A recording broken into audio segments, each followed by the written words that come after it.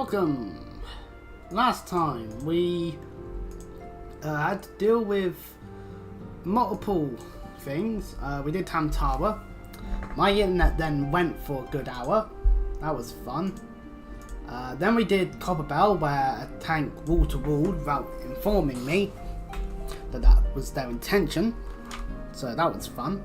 And nothing against them. Nothing against them. I just would have preferred actually being asked, hey, you want a wall to wall? Then not, you know. And we've of course joined up with the Scions of the 7th Dawn. And even though I'm taking a good amount of paracetamol, my mouth still hurts. Yippee. So yeah. So first things first, let's talk with Ifrit. Ready to begin, are we? And that's the spirit.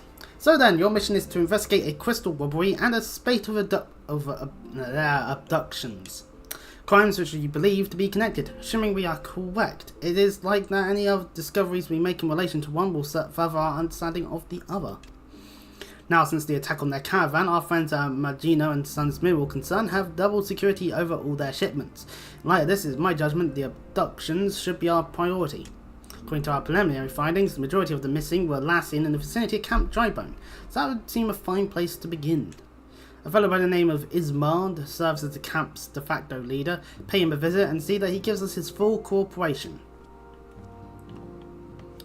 Simple enough of an objective. If you have the Everwight for Camp Drybone, then you can just teleport there very easily. People like me, though, we don't. So it would actually be quicker for us to just... Well, actually, no. It would be quicker for us to teleport back to Oldar, take the Aethernet to the Central Farland. Because we haven't gone Blackfoot Bush at all, either, which is also an Aether thingy. So we want Central Farland.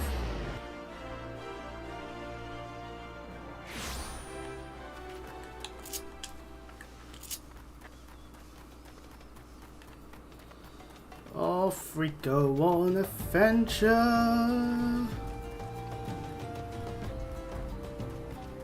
What's annoying is that sometimes there's an area of the body that hurts, but it's not the area that should be hurting, and it's just basically a knock-on effect. Kinda sucks.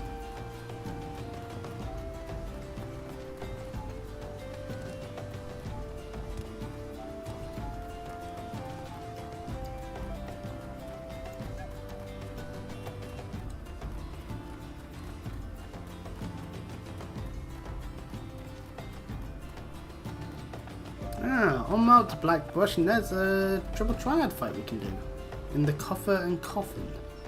Up in here, we can triple triad. We can take a look at this, see if we can succeed with our basic ass deck, but you know, we might be able to. Of course, they do that, so I have like. I'll do that.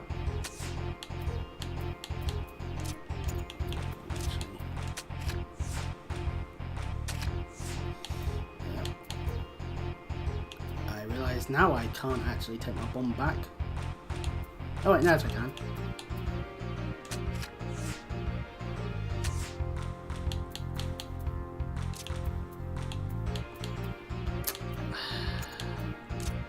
I'm getting capped. Regardless, so yeah. Okay, so that's the deck. That's the cards they use. Fair enough. Obviously, yes, if I got some bad cards, I probably actually would do more of the triple triad. I think that's just the slight issue with it. Until we actually get some good cards, it's not worthwhile. What day is it at the moment? Wednesday.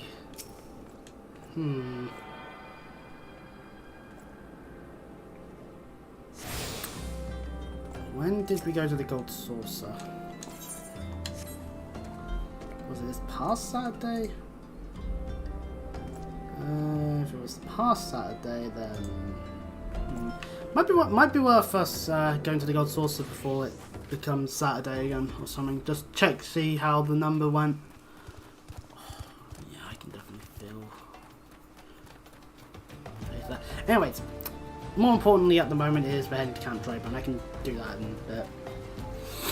So for anyone watching, how's your day been? Whether you've just gone up, whether you've just gone to bed, whether it's the middle of the day and things are going swimmingly or something. For me, I'm glad that I'm able to take painkillers. Yum, yum, yum. As it is.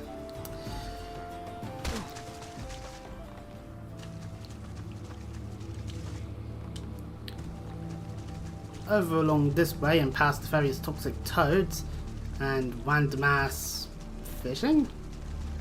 Random ass fishing is the way to Camp Drybone.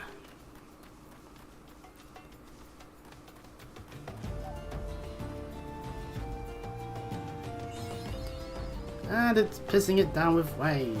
Lovely stuff.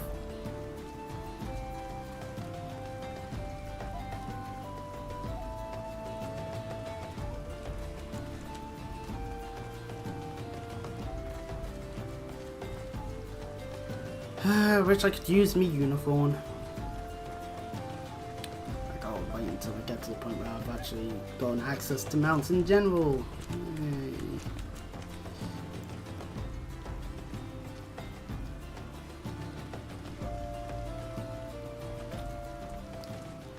Welcome to Camp Drybone.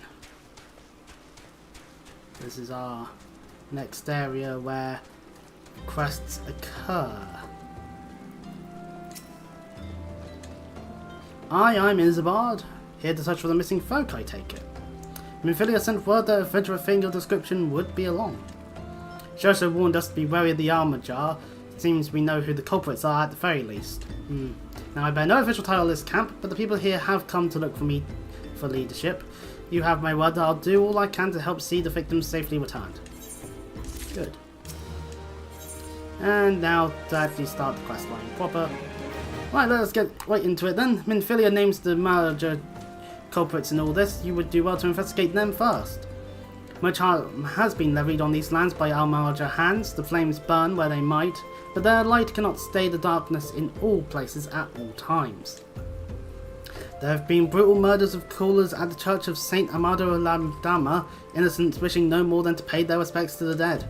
Poor souls deserve a proper burial. I would see to the deed before Mongols catch their scent, but I know not if the Malodja still linger. Will you score their remains for me, friend? You'll find them on the eastern road.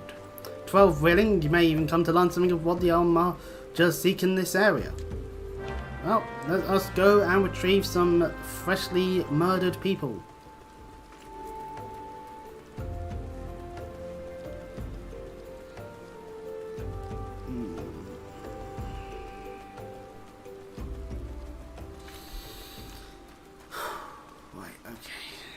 Ingredients one? No, I don't. I only have one candle. Huh.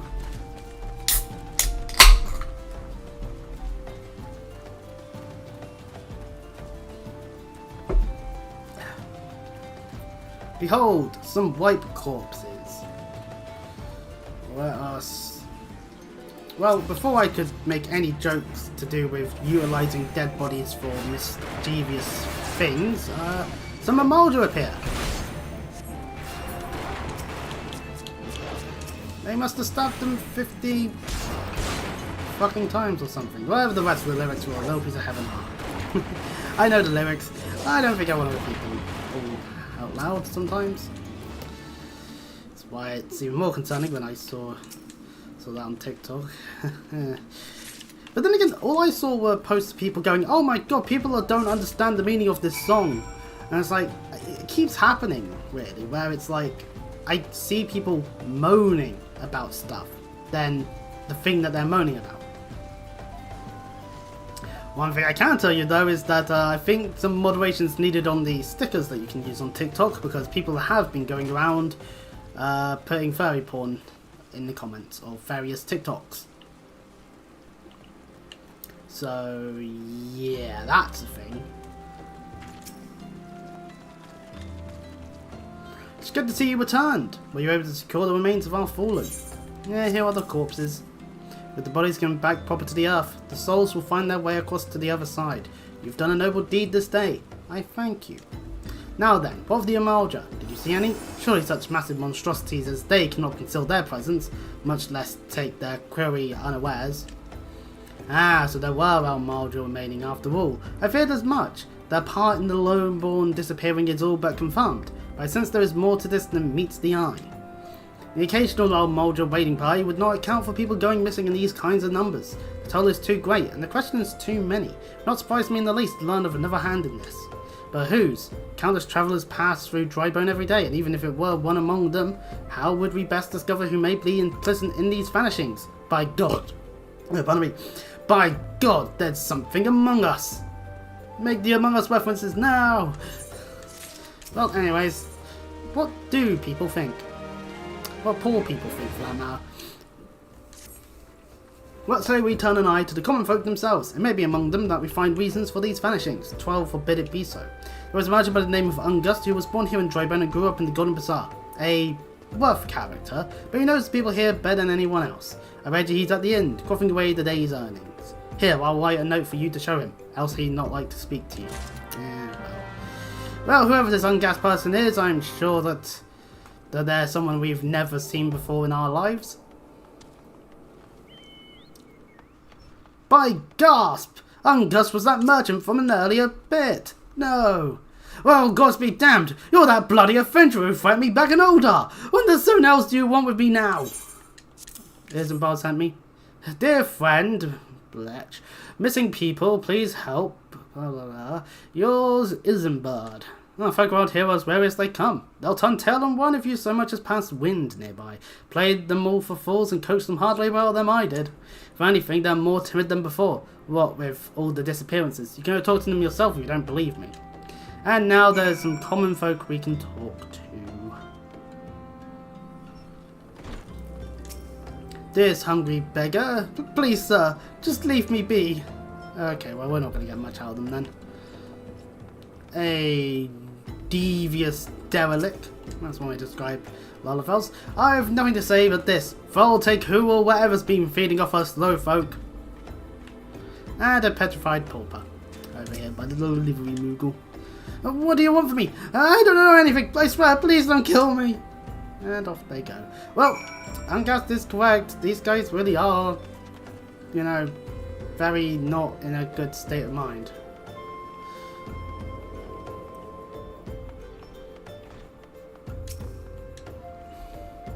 Just as I told you, wasn't it? The whole lot of them are terrified.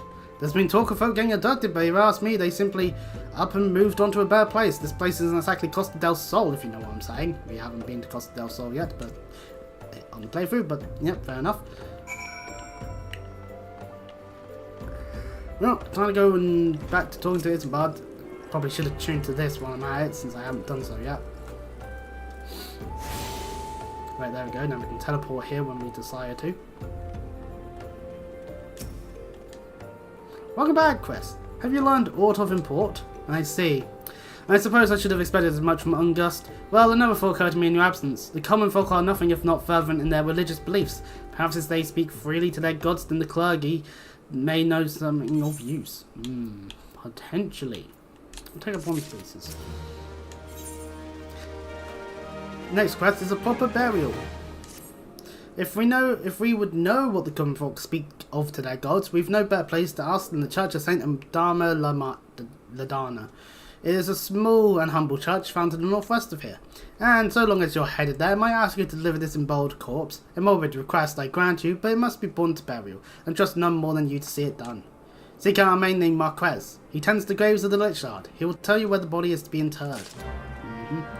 So next up is a bloody church. Lovely, I'm sure you love religion getting into our lives.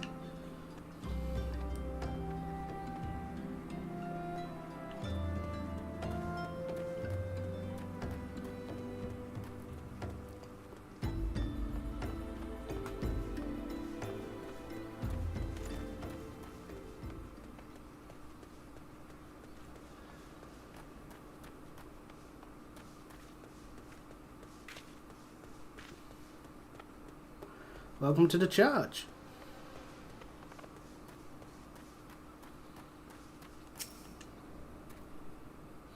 I am Marquez, yes.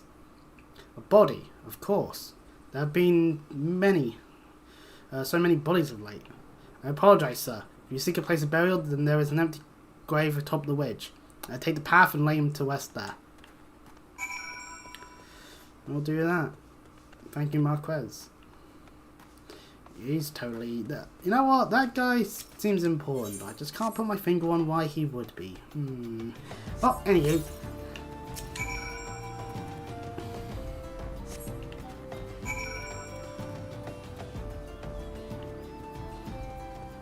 We did it. Let's report back. May they all walk in Foul's realm. What? Missing people? I'm afraid I cannot help you. Maybe Sister Orkin can. She's been kind to me. Everyone has been so kind. I don't know why though. Pardon me. You'll find Sister Orkin within the church walls. Well, let's talk to Sister Orkin then. Or Alson. Or Alkin. I'm saying it wrong. No matter what. I hear you've done us the service of burying a fallen soul. Please accept our gratitude and extend it to Isambard when you next see him. You seek the knowledge of missing tribal inhabitants? It is true I am closer to the people than any other of the order. I confide in them, and they're in me. When they wish to speak to their keeper Frau, I am the medium through which they do. Should I learn anything pertinent, I will be sure to share the information with you. I only wish Marquez would be more helpful in the matter. I pray he did nothing to offend. He saw terrible things during the calamity. His scars run deep, indeed. He seems to now prefer the company of the dead over the living. While tragic, I fear such behaviour ill befits the church. Received word not long ago that one of our recent visitors, a man called Ifrit, I believe, took offence to his conduct. I must have words with Marquez and soon. Oh, damn it, Ifrit. Don't be mean to the poor sod.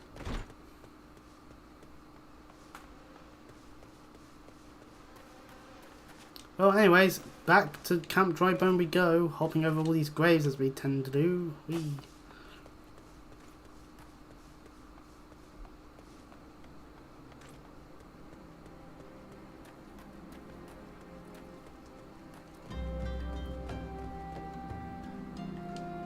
Whee. Blah. Isambard.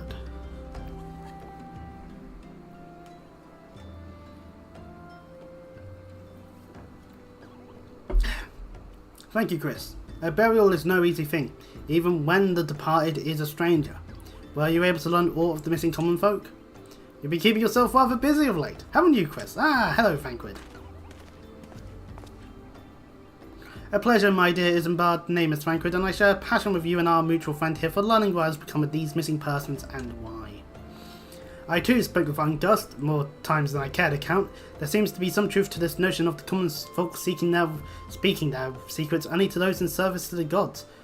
Prostration, prayer, penance, abject deeds done behind closed doors, away from praying eyes, who better to take the pious unawares than she who takes confession, the good sister Alson herself. Alson? She wouldn't! She couldn't! Even the most beautiful roses have thorns, my friend, and you'd be wise to keep an eye on to this rose.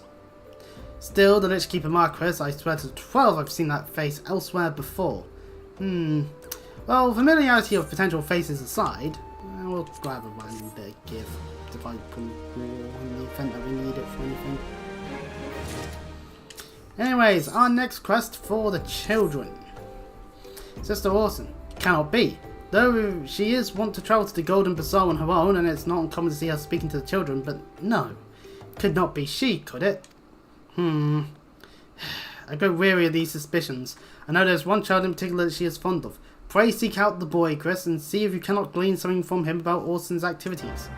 Well, time for us to head up north to the Golden Bazaar. So, oh, pardon me, this way we go.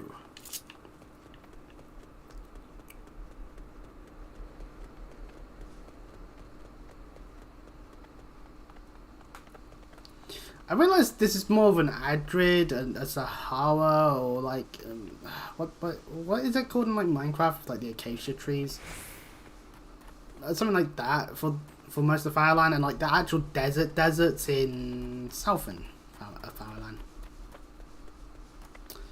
But oh well. We are so over leveled still. As we head towards this way, it will tell us how overload the occupiers and fate. Simple minds. A bunch of imps. Oh noes. Well, I'm sure these fast players have got it.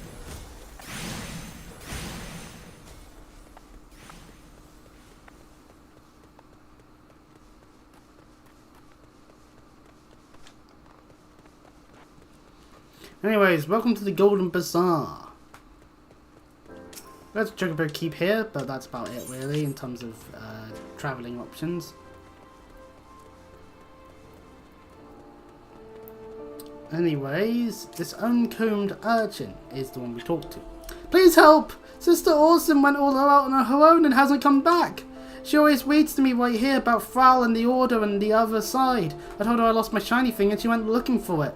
But what if the monsters outside hurt her? Please find her! Oh no! Quick, we better rescue her then.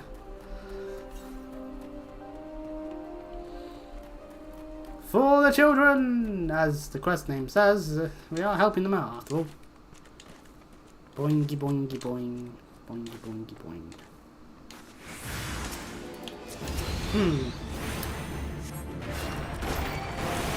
Well, definitely being attacked by some rotting things.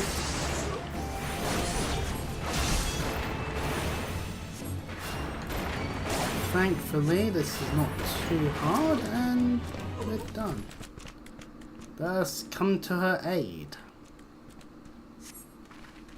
You're the one from the church. Thank goodness you arrived when you did. It seems my gratitude is yours yet again. You spoke with the child, yes? Well, I was able to find his lost trinket. It is a ring given to him by his mother before she passed. I will see it safely back to him. Good idea. As for us, we'll head back down to Camp Drybone and talk to Isambard.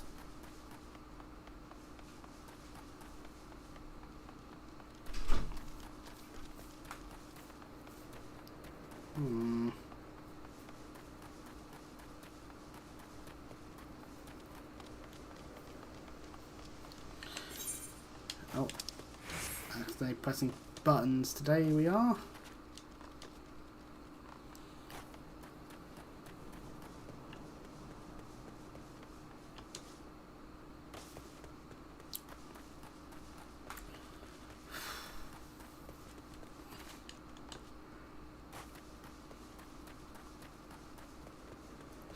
I feel like I'm the only person on the internet that's still fine with Jey Uso going to Mania. And I do agree with the sentiment that maybe the storyline's been had been stretched out a lot longer than it should have. But at the same time, they freed up the whole oh, is he going to challenge Cody or Gunther relatively quickly. So, I just think that maybe you should use something other than the spear. But then again, Edge used the spear, and his spear was rather dog shit comparatively to some of the good spears we've seen in wrestling. So, Sister Orson was attacked outside the Golden Bazaar. Gods forfend. I will secure a room at the inn for her should she require any rest. Searching for the mementos of orphans and risking her own well-being in the doing no less. Certainly not the dastardly deeds Thancred would have us believe. Indeed. Again, I'll take the Disciple Wall there for later. Mold your wrong places. Isabom seems to have a message for you from Thancred. Yeah, lovely. I am well glad I reserved that in room for Sister Orson. It seems she received greater injuries from her attackers than she initially let on. Thankfully, she is expected to make a full recovery. Yay! But now on to the matter at hand.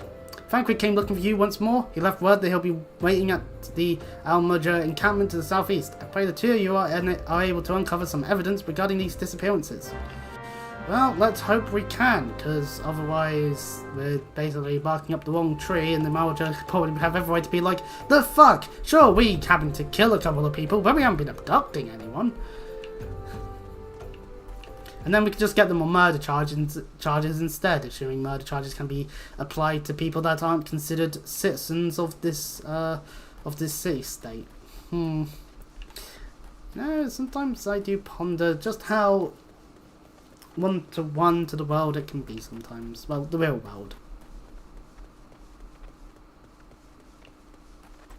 Just declare someone you don't like as not from around here, and suddenly you're allowed to do whatever you want to them.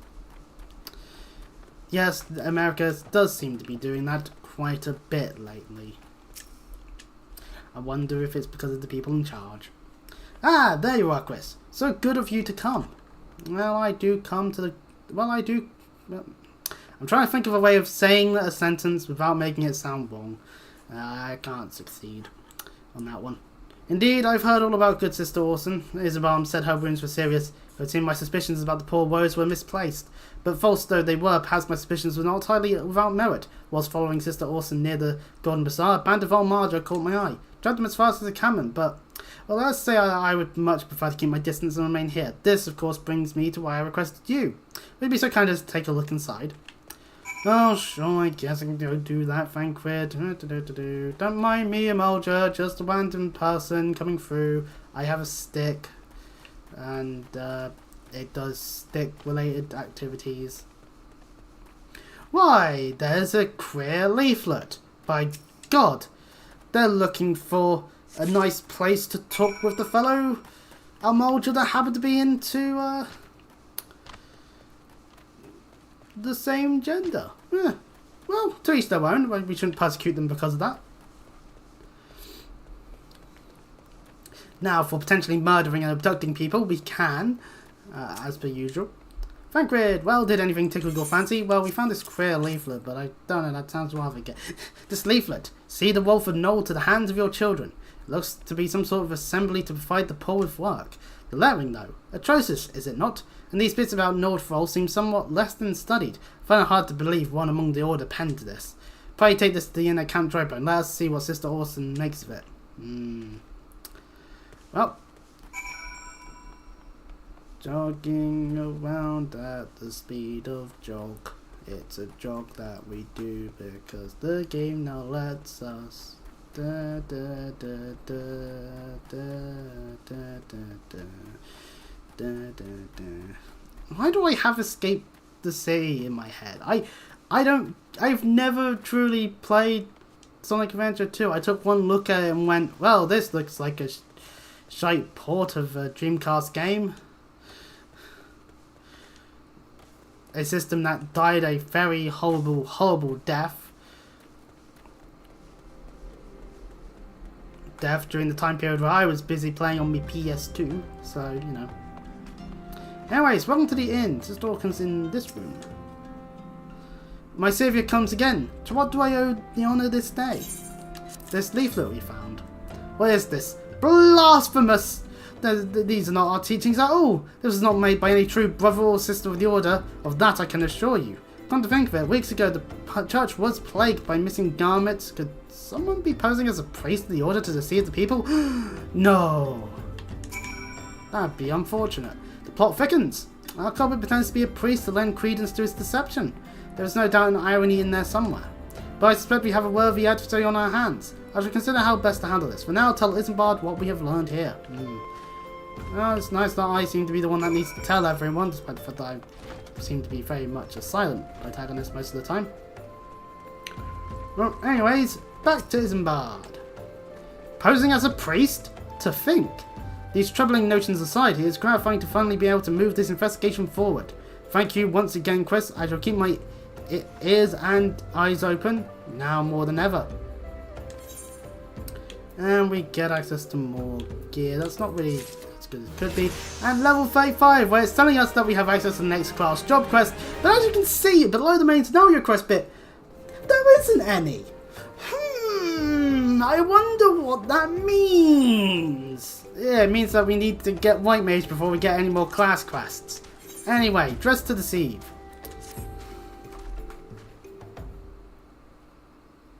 I'm afraid that I have not seen any unusual activity, nor have any at this camp, giving me cause to doubt them. But unless we can identify the culprit, and soon, more innocents will fall victim. Do not despair just yet, my friend. An idea occurs to me. Our suspect has been posing as a priest, using leaflets bearing false promises to lure the poor. Let Chris and me serve with light by posing as impoverished souls in need of succour. I dare to hope that this will yield the answers we seek. It will be a dangerous undertaking, but you two are more than capable of looking after yourselves. I am next to useless in the bell, but I can supply the garments for the disguise. These old tunics and slops should serve your needs, so long as you don't mind the smell and the stains. These will serve very well. You have my thanks. So long as to lay the foundation for our little boy, we must make it widely known that more vagrants have arrived at camp and are desperate for coin. To that end, I want you to don the old garments Isabel has lent us and beg for work around the camp. Before long, the false priest should catch wind and approach us. It's a simple plan. Whether it actually works or not, well, that's to be determined. But it does mean that we now have some gear that we have to actually equip. These weather shepherd things and these weather shepherds slops. So now we look more the part of someone who's looking for work. Yeah, pardon me. First things first, I preached the teachings of Azimir, the warden. Hast thou come to partake in the honey of her wisdom?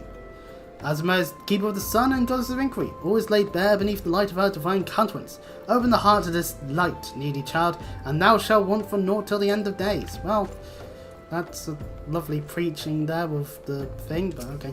And the flame captain go, and you are? Another refugee by looks of you. The immortal flames have neither work nor coin for you, for your like. Be gone, and see to it you don't make a nuisance of yourself. Who thought a bit of shite clothing would make people hate on us? This person here. Now I was about to get to the good part. Looking for work, you say? Sorry, but we don't have any openings. Now get out of here so I can finish my story. Fair enough. Must be a very important story to being told. There's a person up there and a person in one of these buildings. This one. My card. Greetings, good sir. Is that all I might assist you with? Oh, I don't believe there is. I am afraid our wares are very expensive. Maybe should we join your fellows out at the pond north of Sandgate? No, fair enough. Well, that's a different location altogether for people to wander to.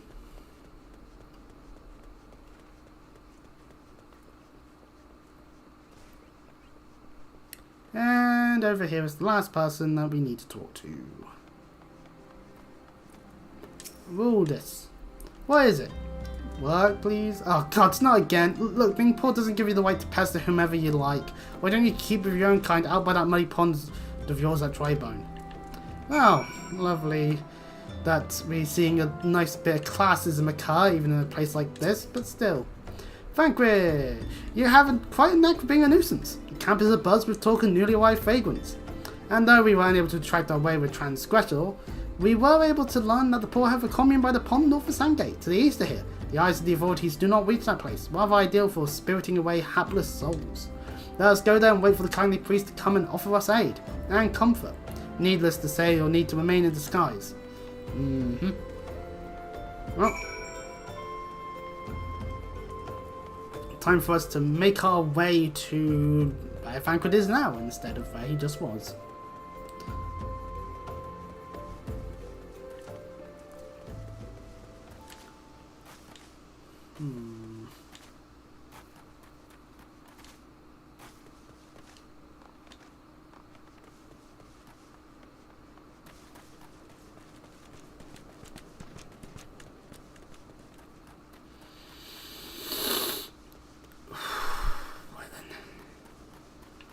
Vanquid is over there, by a tree, and a tent. A fine evening for catching false priests, wouldn't you say? You look absolutely smashing, Chris. Stop flying. Positively dressed for deception. All that's left then is to wait for our query to appear.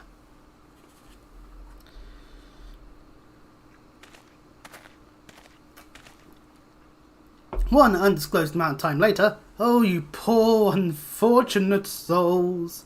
This is no way for men to live. No way at all. Who are you? What do you want?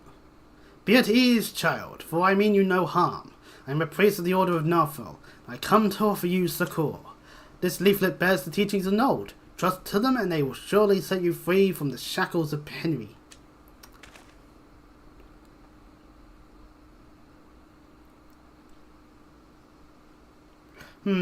A tempting offer, but I'm afraid I must decline. On account of that atrocious performance, it would have made a god's awful memoir, Ungust. What? How did you know? You bastards tricked me! Please don't hurt me. I was only doing it to protect my people. Oh, is that so? Do continue. Very well. I'm a man of the Golden Bazaar. Raised there, if not born. Some moons ago, the Almolja raids began. They would appear sudden as a sandstorm and plunder and pillage at will. Our defenders couldn't stand against them. Few as they were, everyone lived in fear. I wanted to save my people, but being a merchant was all I do, and so I did the only thing a merchant could. I approached the Almolja in hopes of brokering a deal. In return for sparring the Golden Bazaar, they made demands. Outrageous ones. Demands of what kind, pray tell? First of all, they wanted a schedule for crystal shipments from the Nanawa mines. For this, I bribed one of the workers to leak me the information. Alright, fair enough. Next, they wanted me to bring them people. So I posed as a priest to lure in the vulnerable and give them over the Almolja. I didn't have a choice.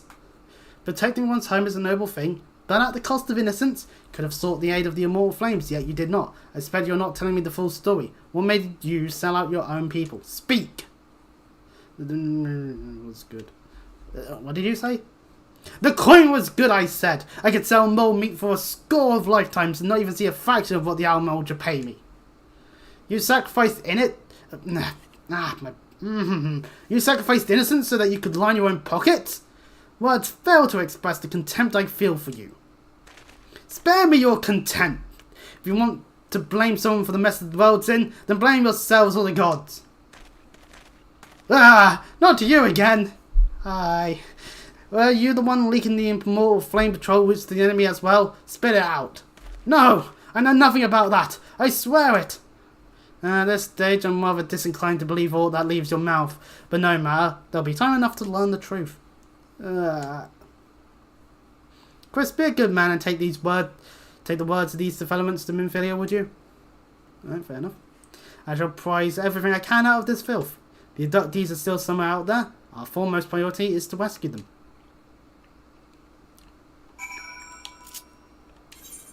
We don't teleport like that. So I'm just going to reapply my gear so that it's not that. We have ourselves F5 tickets, because Square Enix at some point realised, oh yeah, people need to be able to get to Vesper Bay on a regular basis. Maybe we should put an Avoid there? No, but for story reasons we can't. Well, they can always just teleport to Horizon and make the walk there.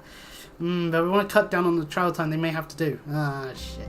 It's a real dilemma.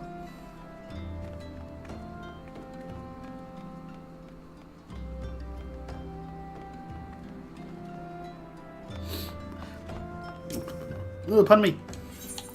I do like how there are wrestling fans currently on the net being like, oh, Jey Uso, he's just an entrance wrestler, you know, the whole yeet thing, you know, yeet, crowds asking for encores.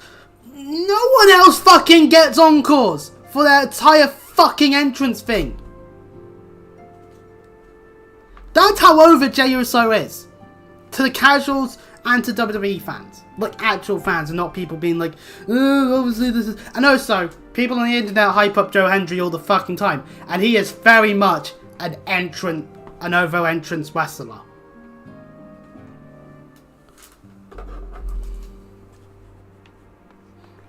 Under the same logic as Jey Uso.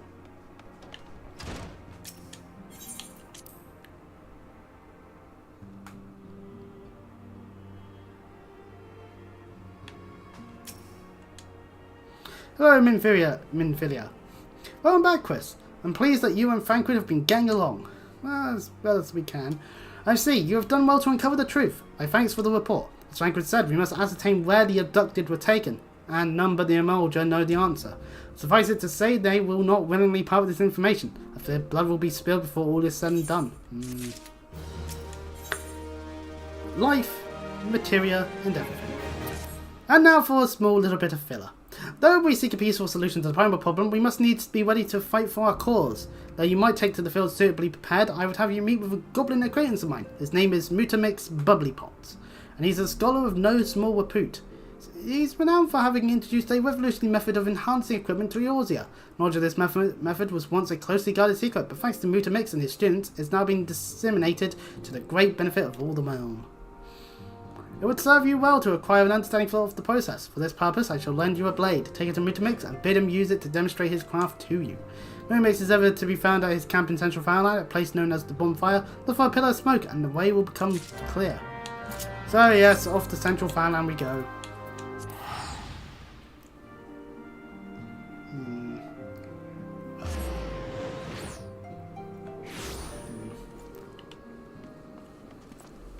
And the location of the place is actually quite simple to get to. It's just over here.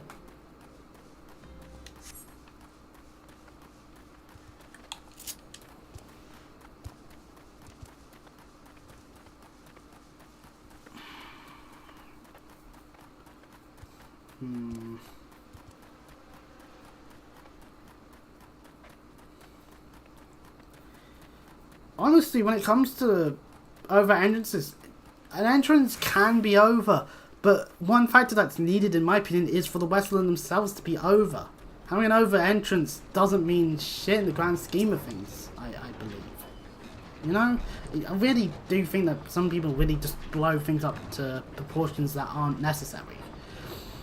Shock. Who is Uplander come to tent wing of Mutamix bubbly pops? This is Minfilia's dagger. Oh, right, fair enough.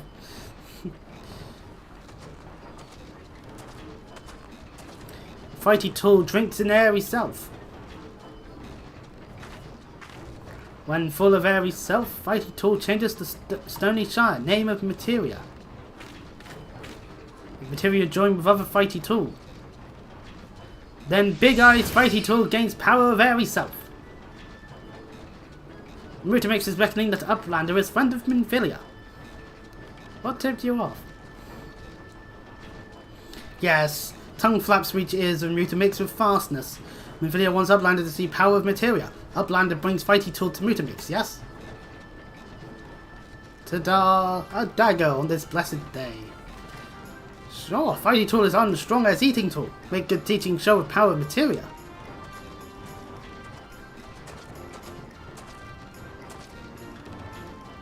The Materia Master. Now eyes of Uplander point at Fighty Tool, yes. Shock. Materia join with Fighty Tool.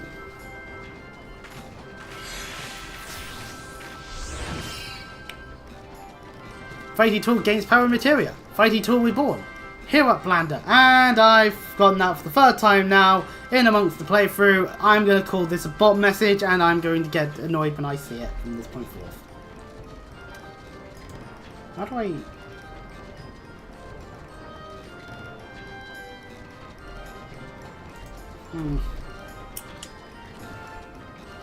Materia, strictly speaking, is a kind of crystal. It is created by drawing out the Ifrit constituents from a piece of equipment and then crystallizing them. I'm not even going to read that message out anymore because I'm just getting it so many times now. Not just any old equipment will serve, mind you, must have sufficient spirit bond, that being a measure of how fully an item has been imbued with its owner's spirit. When ye attach a piece of material to gear, ye imbue the host item with its power. Then that's how Master Mutamix turned that dagger of yours from something that, as would have struggled to cut steak, into a weapon worth wielding. Uplander wishes to be joiner with materia? And Uplander best fill brain case with knowings of crafting making. I.e., we need to actually do some of that Disciple of Crafting related stuff in order to actually, I think it's Disciples of the Hand, classes, in order to actually be able to, you know, utilize materia on our own accordance. With no reason crafting making, Uplander can become joiner of materia. Well known once brain case dwell with knowledge of materia, Uplander best trade tongue flaps with learning once of Mutamix.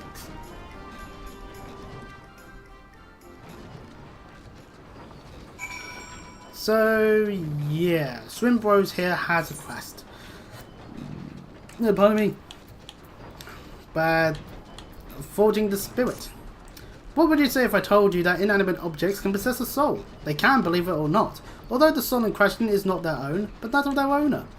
Through faithful service, the arms and armour that we use can come to hold our spiritual energy. Thus, we form a spirit bond with them. This spiritual energy can be drawn out and converted into materia. Special kind of crystal can be attached to Gedra and has its properties. We can then speak to him. Speak to him again, blah blah blah blah, the materia. Now we have access to extracting materia. We can just do that anytime as long as our items have spirit bond of maxed outness. So if we have, say, a piece of gear that's like that already, which I highly doubt we do, some bits maybe more so than others. Yeah, some of these are like near enough. I can never get spirit bond on those things. So something like the Weathered Wing will be able to do that on first, and if we want to carry on with things like Wakened Spirit, which would grant us materia melding, we would actually need a Disciple of the Hand at level 19, and we would have to come here as a Disciple of the Hand. So we would ideally need to if we wanted to carry on with this stuff here, we would need to be one of these classes. Carpenter, Blacksmith, Armourer, Goldsmith, Leatherworker, Weaver, Alchemist, or Culinarian. And that would be for all of our crafting means. And I am just continuously walking forward when I need to be teleporting back to Vesper Bay for the purposes of giving the dagger back to Minfilia. Because, take one look at us. Do we look like we'd be wielding daggers? I mean, I could go pick up Rogue and Limsa. But other than that, no, of course not.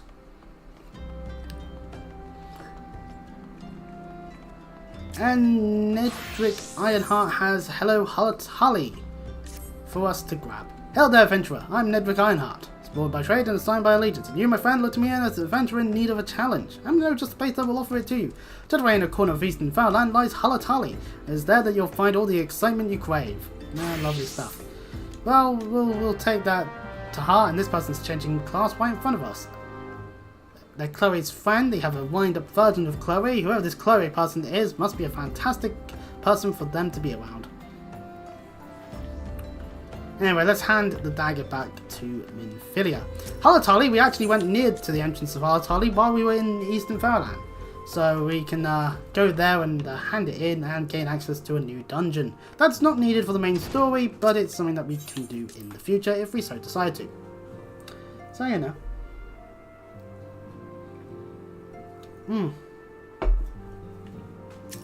Minfilia, I've returned. Welcome back, Chris. I trust your visit to the bonfire proved fruitful. Yeah, here's a dagger. What a remarkable difference a single piece of material can make. Granted, the skills needed to manipulate the substance are not easily acquired, but one need only look upon the results to realise such efforts are worthwhile. As I am sure you are aware, the quality of one's equipment can be the difference between victory and defeat. Material may well give you the edge you need, Chris, so make it your ally.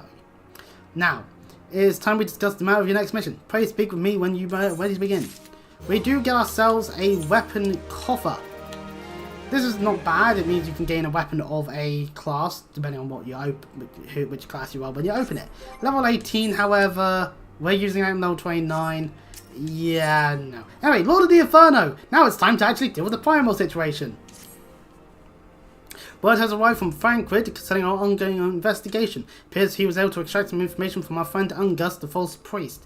He feels that he is due to meet with the Armalja to discuss their dealings. More frames believe that the meeting will present an ideal opportunity to ambush and capture the Armalja responsible for the abductions, and so they mean to have Ungus attend as planned.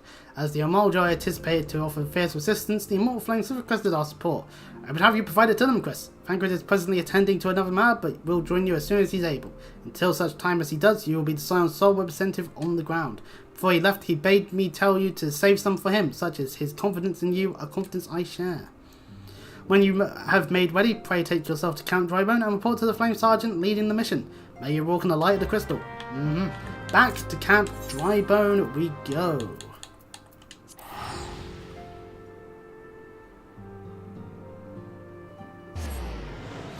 Can't wait for like if I get through far enough, like that bot message to add like my name to it. That would be funny. I would then be like, you know what? Nice for the shout out, but still just you're Christopher the Scions. My thanks for coming, friend. We're stronger for your assistance. Now we need to brief you on our mission. Our objective is to capture Malja and prize from them the whereabouts of the abductees. The lizardmen aren't aware that their man, Unjust, has been exposed. When they come to Rendezvous Point to meet their trail, we'll spring the trap. Owing to the clandestine nature of the mission, we can deploy only a small contingent. Every member must count, so we request the aid of the Scions. The rendezvous will take place at the Invisible Sea. Please make your way there and lie in wait. Stand to learn much and more of the Malja report of the mission to succeed if the mission succeeds. Let's make sure it does. Yep, we should. As I said before, the Adventurer Plate. I haven't actually accessed it yet, but behold, the Adventurer Plate. This is where we can edit our portrait, so we can choose various presets of the design of that bit, as well as adjust how we want to see ourselves, and the character bit as well. There's a bunch of things, so our various standings.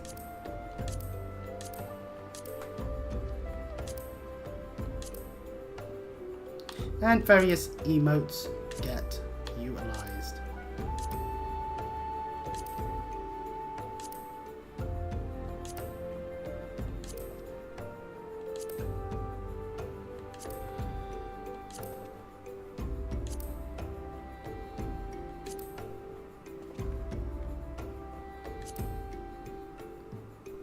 Ah!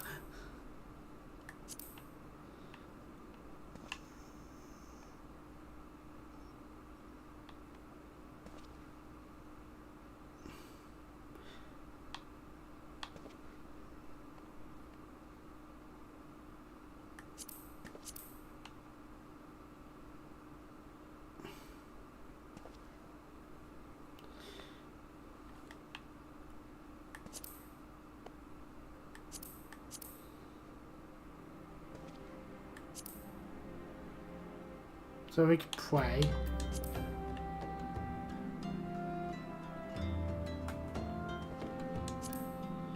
Blow kiss.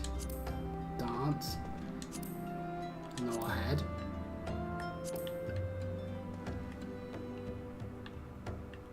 A thumbs up.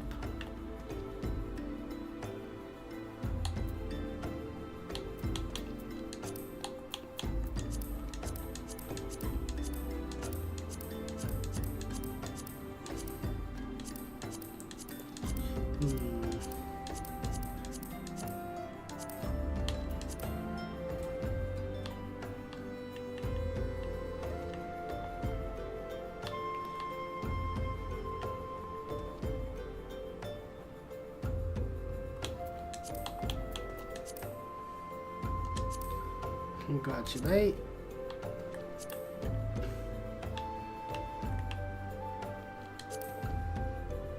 Hug.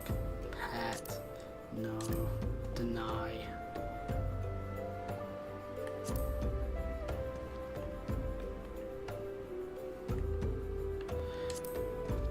Cry. Furious. Fume. Panic. Upset, disappointed, sulk.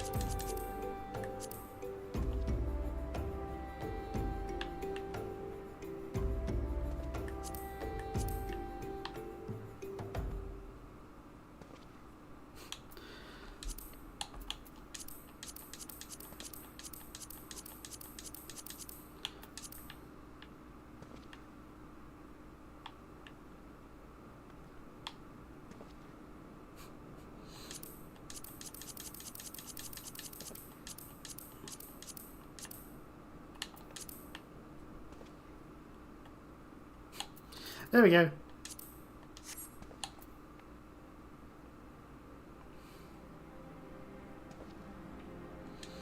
can also edit the plate design so we can have a more modern look, stylized look. Pop, tank, healer, DPS, Limsa, Redania, older. So we can take a Redania approach to this. You can also edit the profile so it will show what we have. Just leave it to our current thing. Favorite title, which we don't have much of. Of course, playstyle selection, main scenario. That's pretty much all we're actually doing. And of course, active hours, pardon me, which will save us empty because you never know where we might end up. And there is also the portraits themselves. Now we can import settings from the Adventurer plate to our portrait for that, but then for our other classes we would have to actively do something with them. Quick portraits are so that if you enter a thing as a different one, as a different class than what's on your Adventurer plate necessarily, then it, remains that fact. So yeah, that was just something particularly to sort out. And Ifrit, we're what at Ifrit? We're around an hour. Ooh. Then again, we're just practically in the main story at this point. We can head to the south and do Holotolly as well. Well, we can hand in the quest, and then Holotolly is available for us to maybe do at some point. Who knows? Whether it's for the purposes of grinding or not, that's up to me at the end of the day.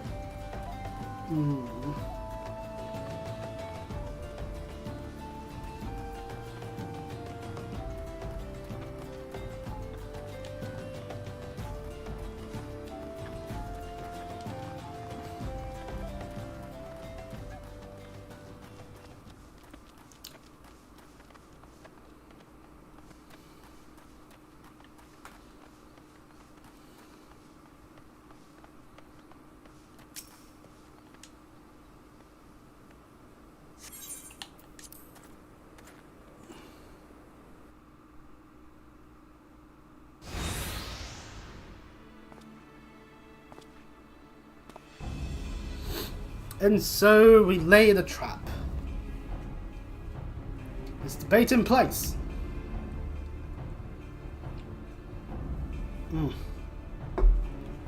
A man is in position, sir. Good. We make our move as soon as the Amalja appear. Yes, sir.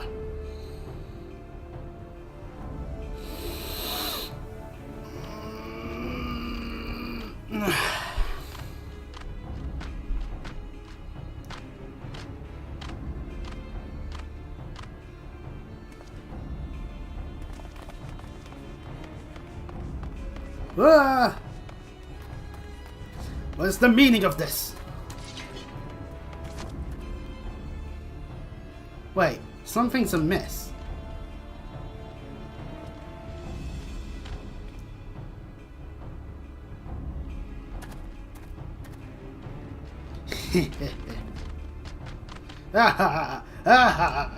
Well, it turns out we've been betrayed.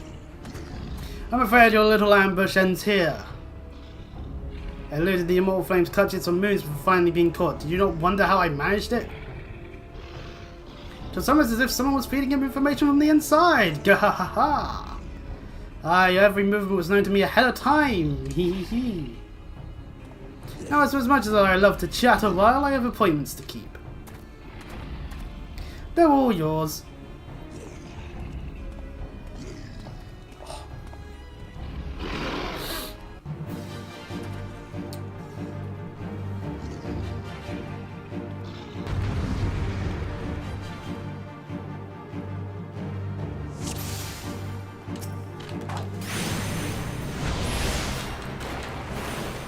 Hee hee, our Amalja friends will keep you company.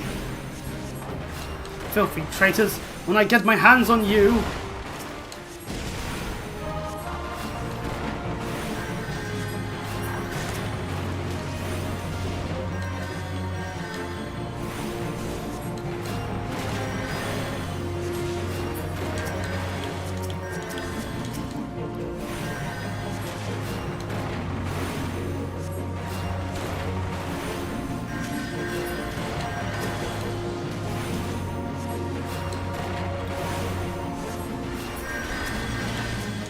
So yeah, the objective is simple. Get rid of all these bloody Amaljas.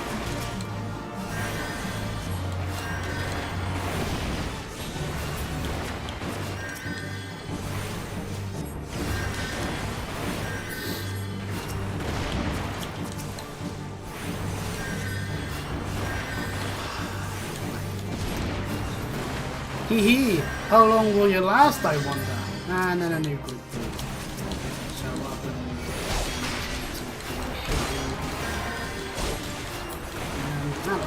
Whatever ways, stay sharp, men. Oh, we're trying our best.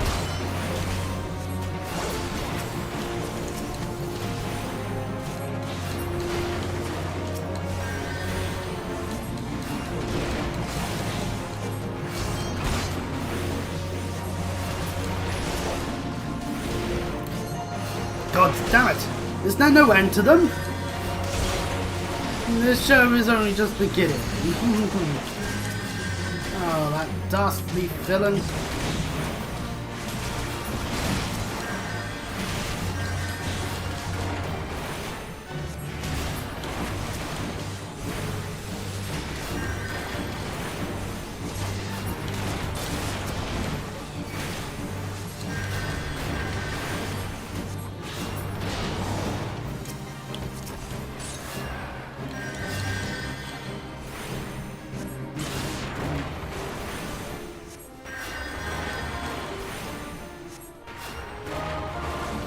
We don't actually defeat the guy because, well, let's face it, the flame people are not exactly doing the best job actually staying about. We could probably keep fighting for a bit longer, but put up your weapon or your comrade's a dead man. Ah, shit. Behind you! Ah, shit, we should have seen this one coming. Fucking repose using motherfucker. Yeah. Bring him. The rest of you march. Traitorous scum. Blech.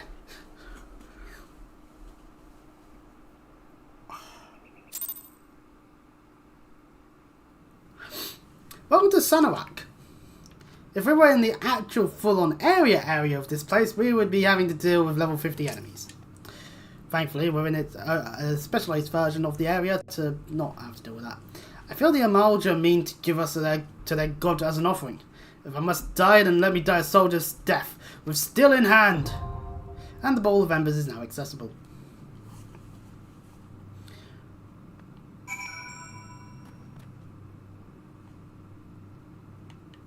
This one's actually not bound at all. So yeah, we're all captives, I guess, now. That's lovely. Well, anyways, time for us to deal with Ifrit. We can go about seeing how long it will take us to actually get in on this form. If it will take too long, I'll just duty support it. Yeah, pardon me. And of course, this is our first instance of a singular boss situation. Yeah, okay, it's still only one tank, one heal, and 2 DPSs, but you know. Hey, and we're in immediately. Love it when that happens.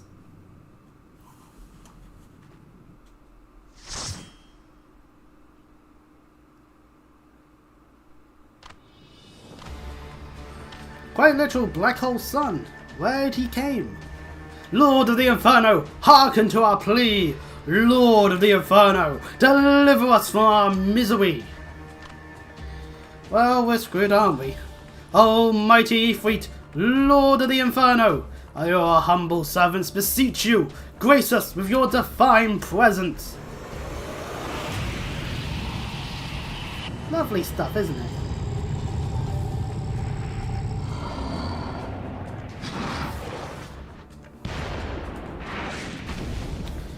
Ifrit, a being of fire. In your normal Final Fantasies, use Blizzard. Almighty Ifrit, we bring before you ignorant savages who know not your godhead. If it please you, Lord, scorch their heathen souls with your cleansing flame and mark them as your own. But bloody hells! Bring those two as well. But what's going on? This isn't what we agreed! None but servants of Lord Ifrit may behold the rite of summoning. The souls of unbelievers are forfeit. No! Spare me! I beg you! Pitiful children of men, my breath I claim you. Arise once more as my loyal minions, and feed my flames with your faith, and all who stand against us shall burn.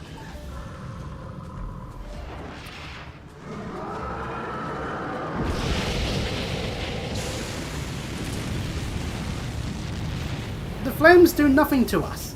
Oh, mighty Ifrit, my one true God.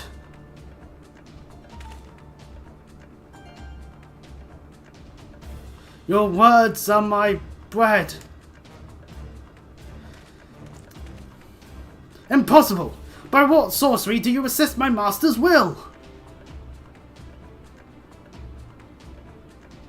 Could it be? Your soul already belongs to another. Yes, that is the only explanation. Of course this angers Ifrit, to the surprise of no one. Forsooth, thy frail mortal frame can serve as a vessel to the blessing of but one. Yet I smell not the taint of another upon thee. The truth of thy allegiance waxes clear. Thou art the godless blessed number. The paragons warned of thy abhorrent kind. Thine existence is not to be suffered.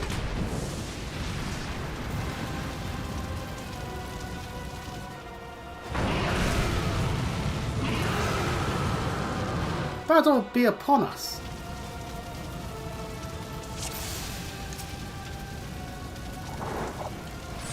Some portraits actually done, some not. We've got ourselves a paladin or just still a gladiator, don't know. Rogue and archer. As you can tell, this boss is going down relatively quick. To be fair, it makes sense to be the case.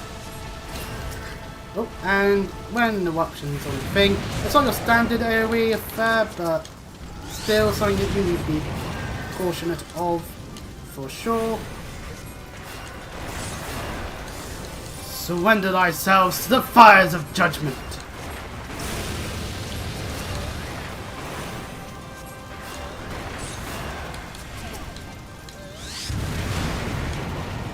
Oh, I need to run. Now, sadly, it looks like these people aren't really going to be focusing on the nail, which means I'm going to have to deal some damage to it, because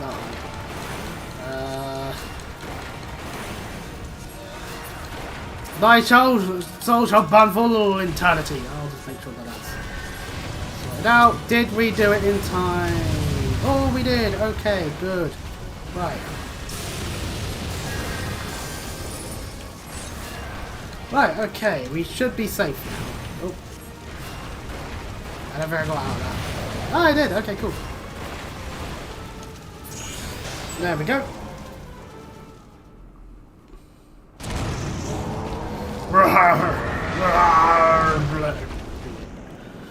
We did it! We defeated Ifrit! Yay!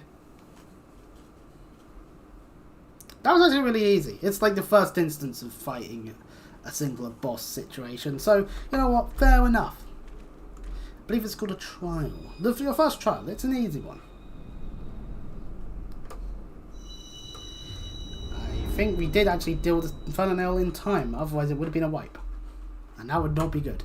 Anyways, we grab a fiery looking crystal in our array of crystals. Or at least the circular thing that has at least a crystal.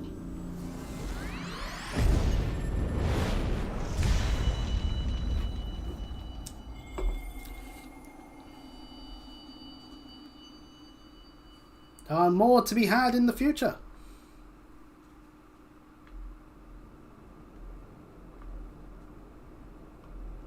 Pray forgive my lateness.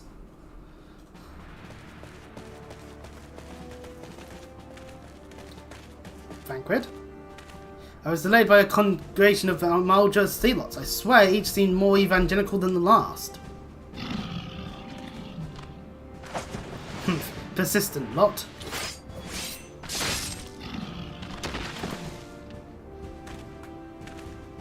Phew.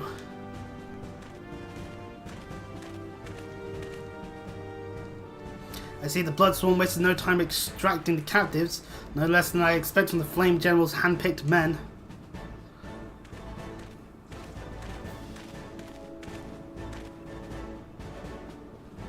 As for those two, it's fair to say their hardships have only just begun. They have much to answer for. I feel I owe you an apology, Chris. Had I known this mission would prove so dangerous, I would have never left you to face it alone. You've been given a fertile baptism of fire. But let's continue the conversation in more agreeable surrounds. Camp Drybone, shall we say. Yeah, so let's get out of here while we can. This way, sir! It's good that there are soldiers that are able to guide us out.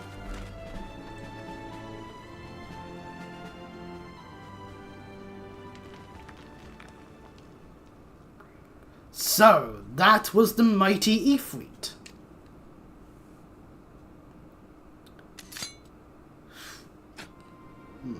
And what a disappointment he was. The meetings are nowhere near what I anticipated, even taking Aldar interference into account.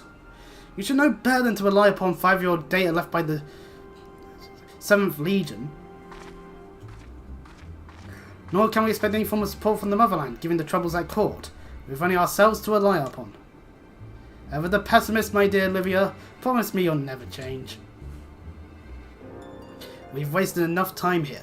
That meter of yours is too old to give any reading worth a damn. Not that there was aught worth a damn for it to read, but I take your point. I suppose we must content ourselves with the knowledge that we've achieved our primary objective. Yet I find that I am troubled by that adventurer's unexpected show of strength. Could such a foe prove a hindrance to our plans? Perhaps, but that is consideration for another time. You have been given a task. That is your priority. I suggest you treat it as such. Fail to do as my lord commands, and I will spare him the trouble of punishing you.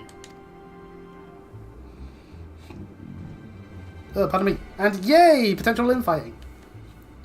With allies like that. Beware a woman in love. I shall need to be on my best behaviour.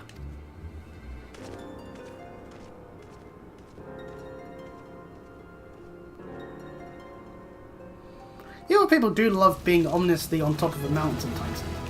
Now, there was no rewards to be gotten anyway, so people leaving immediately makes sense, and at the end of the day, means I can't give a commentation again. And I didn't get any this time myself. Ah, well. Welcome back to Camp Drybone. Hello, Frankrid. Ah, there you are, Chris. Come, Westerwell. You'll have no better opportunity after witnessing their god's ignominious defeat. The Armalja will be less inclined to risk our wrath. For a time, at least. Now, where were we? Ah, yes, I was in the process of apologising. I do hope you can forgive me. I arrived too late to be of any use, to you or the abductees. They may be whole of body, but the same cannot be said of their minds. For once a man is tempered. But it ill suits me to dwell on the negatives. Amidst your misfortunes, there is still reason to rejoice. Ifrit is slain, and by your hand, no less. That is the deed of no ordinary individual, Chris. Not that I've ever thought you were ordinary. On the contrary, I have long suspected that you have the potential to shape the fate of this realm. What can I say? My fine eye for talent remains undimmed. Minfilia will be proud beyond all reckoning when she hears of your deeds. I trust you shan't object to my bearing the tidings to her. That way I can claim to have contributed something to the mission. You meanwhile have earned yourself a rest. Take some time to relax, and return to the Waking Sands when you are good and ready. We can discuss matters in more detail then. Just don't take too long, will you? The realm's problems won't solve themselves. Right, so before we do that, I'm going to go and just get myself Halatali into the duty finder, because then that will net be another dungeon we can do in time. It's not one that we need to do, but getting it done for the purposes of just getting it out of the way in terms of the quest log is a fair enough approach for me to take.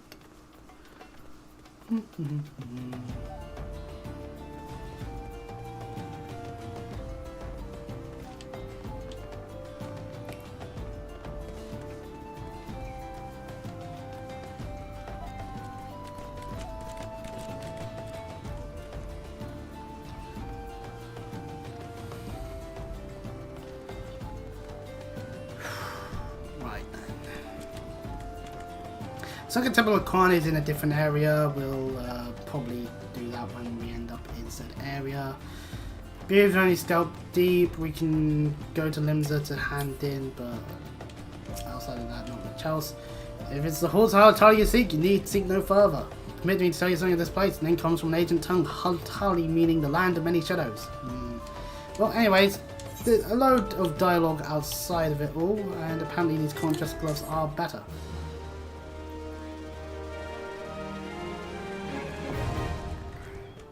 Halatali is a level 20 dungeon.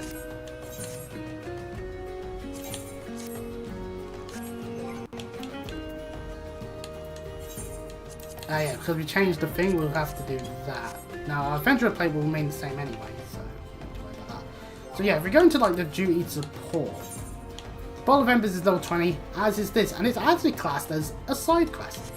Lovely stuff. Anyway, with that done quickly, let's now head back to Vesper Bay, hand in our Lord of the Inferno quest, and, well, carry on from there, really.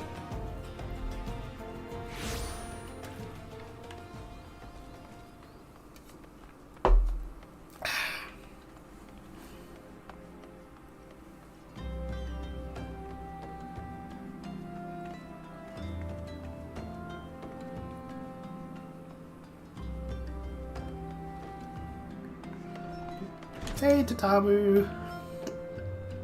How's it goes? How goes it? All well's here, at least on the bookkeeping front anyway. Yeah, well, it's good that Tataru's doing her job.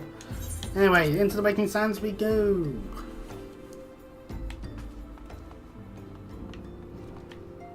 We can actually, before we head to Minfilia, we can actually head down into this area. Various other named people are around. There may or may not be fenders at times, potentially, as well. Who knows?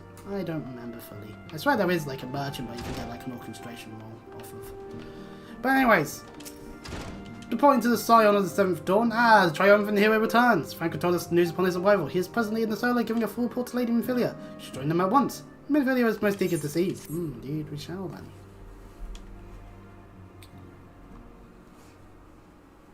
My later rival nearly cost Chris's life. I wasn't there when the Mulja took him prisoner. I wasn't there when they served him to Ifrit. Yes, by some miracle he survived, but that does not excuse the fact that he should never had to have faced such dangers alone. I have failed him utterly, just as I'm failing you all. Oh no, depression. What done is done, Vanquid. Can you all blame yourself for every... Hello, Vanquid, Minfilia. Chris, it's so good to see you again. Impeccable timing, my friend. I just finished regaling Minfilia with your heroic exploits. Vanquid has told me everything. You've done well to return to us. Perils you faced were undeniably great, yet a part of me believes that I had no cause to fear, and now we must put paid to our long investigation. As we suspected, the Amalja undertook both the robbery and the abductions with the aim of summoning their primal Ifrit. Nor is this tale limited to Eldar. Similar instances have been rife in both Limsa and Gridania of late. I dare say you've been curious as to how these crimes are linked to the primals. Permit me to explain. Having manifested in the physical realm, primals must consume Aether if they are to retain the presence here, and the stronger they become, the more Aether they require. Now Aether exists throughout creation, it flows through all life and permeates the very air that we breathe. Alas, this alone will not suffice to sustain the likes of Ifrit. Nay, he and his kind require a more concentrated source of Aether. Crystals. It is for this reason that incidents involving crystals can often be traced back to a primal. Which leaves us with the why of the abductions. To understand this, we must first understand how primals are born. When all is well with the world, primals possess no physical form. Their essence is dispersed across the great river of Aether. However, when the world is plunged into chaos, those who worship the primals cry out to their gods for delivering from suffering. These cries serve as a beacon toward which a primal essence is irresistibly drawn. It is coming together, or acidic coalescence, which grants the being's physical form. Once born, a primal gains strength from its followers' worship. The more numerous and fervent they are, the more powerful their god becomes. But primals are seldom satisfied with such reverence as their adherents freely give. In order to gain more powerful, they do not scruple to create followers. They do this by tempering mortals, a process to which you yourself were subjected. Yet even as Ifrit took a comrade in his fall, you alone remained unaffected. This is thanks to the power you possess, the Echo. So thanks God for that Echo power, and now if any one for the fucking migraines. We know not why of it, but those blessed with the Echo are immune to primal influence. So we and Minfilia could just go into any primal place and be like, hey, hello, primal, and they'll have to just be like, no, hi, can't tamper you, you fuckers. It is as though a greater power protects us. When first you came to us, I told you that the Echo would be instrumental in dealing with the primal threat. I trust you now begin to see why. The recent incidents all share a common trait, meticulous planning. Such elaborate designs are a new development, and one which fills me with an unshakable sense of foreboding. While I share your concern, my presiding feeling is one of relief at your safe return. The immortal flames assured me that they will deal with the aftermath, so you need not concern yourself with that. We may rest easy for a time. I suggest you take full advantage of the respite quest. And be sure it won't last long. Once people learn the identity of the hero who felled Ifrit, I fear you will be nary a moment to yourself.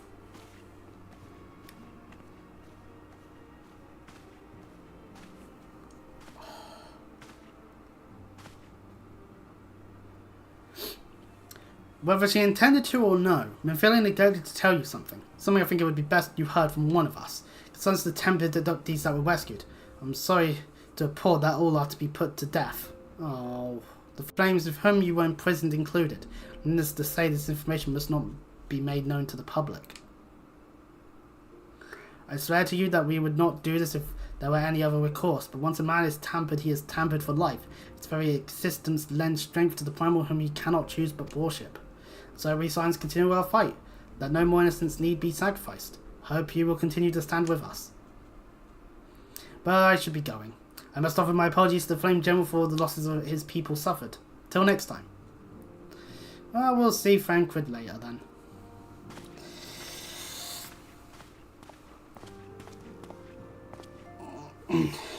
Gods forgive me. How many more lives? Louis Suave would never have allowed this to happen. I have to do better. I have to be stronger.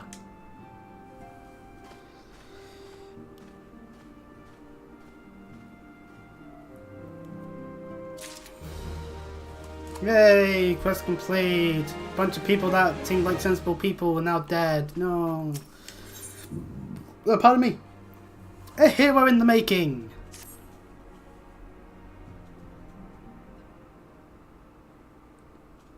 Till not very long ago, you were but one of the many adventurers seeking to make their way in Eorzea. But for your character and courage, you were raised to the esteemed post of envoy.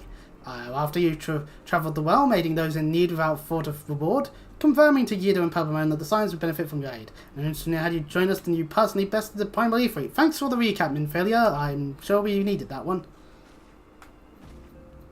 You achieved a great deal in a short time and won fame in doing so. Alas, fame does not come without price, as you will soon discover.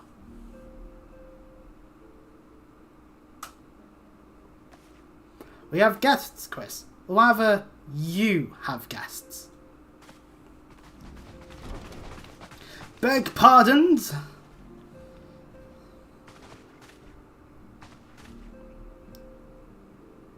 Ah, Lady Minfilia, radiant as always. I am given to understand that the Scions of the Seventh Dawn have but recently welcomed a new hero into their midst. I am here on behalf of the Maelstrom, Grand Company of Limbs of the Minza, to offer said hero a place of honour within our ranks. As you can see, Quest, your recent exploits have garnered you the attentions of the Grand Companies of Eorzea. Each organization would have Ifrit's Bane for its own. To this end, all three have sent officers to court you. Yeah, I'm being courted. They would not ordinarily go to such lengths to enlist a new recruit. That they have is evidence of their high regard for you. I find myself wondering how word of Chris's deed spread so quickly. That the Immortal Flames should know of his triumph is to be expected. But what of the other Grand Companies? Tataru, did you have any involvement in this one? Your reputation precedes you, Masterfar. 'Tis no ordinary man who can face a primal and emerge the victor. And imagine our pride when we learned that you began your journey as an adventurer in our own Gridania.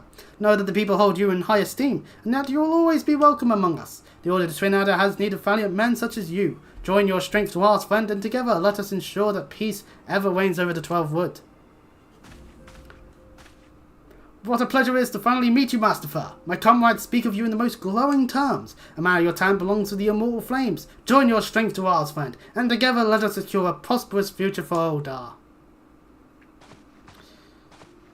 The Admiral was not exaggerating when she said you had the look of a hero. Full often does she speak of you, friend. It is only natural that we would want you for the Maelstrom.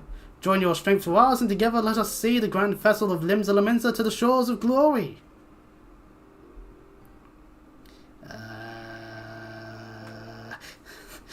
Awkward silence occurring. Lady Minfilia, they all go. Very well. Though I am quite sure you need no reminding, may have a brief summary of the situation would help to clarify your thoughts on this matter. As you know, the Grand Companies are an all-encompassing organisations empowered to call upon the martial, economic and technological resources of their respective cities, states in times of strife. There are present 3 such organisations, the Maelstrom of Limsa, the Order of Twin Adder of Gridania, and the Immortal Flames of Eldar. Serving a Grand Company means serving the nation to which it belongs. You'll be charged with its defence and tasked with advancing its cause. In return for your faithful service, you'll be furnished with various rewards, some of which may well prove useful to you in your other endeavours. If you are agonising over which the Grand Company best deserves your loyalty, be at ease. The commitment you make this day need not be permanent. Should you wish to shift your allegiance at a later date, you're entitled to do so. And yet, I concede that it is no small choice you face. Before it occurs to me, you will, of course, recall the 3 city-states are planning to hold remembrance services. Well, as part of the proceedings, I'm given to understand that the leader of each Grand Company will deliver an address. Hearing these addresses ought to help make you an informed decision. What say you, my dear officers? A fine suggestion. You are as wise as you are beautiful, my lady. Very well, let Chris hear our leader speak, then return here with his decision. We eagerly await your answer.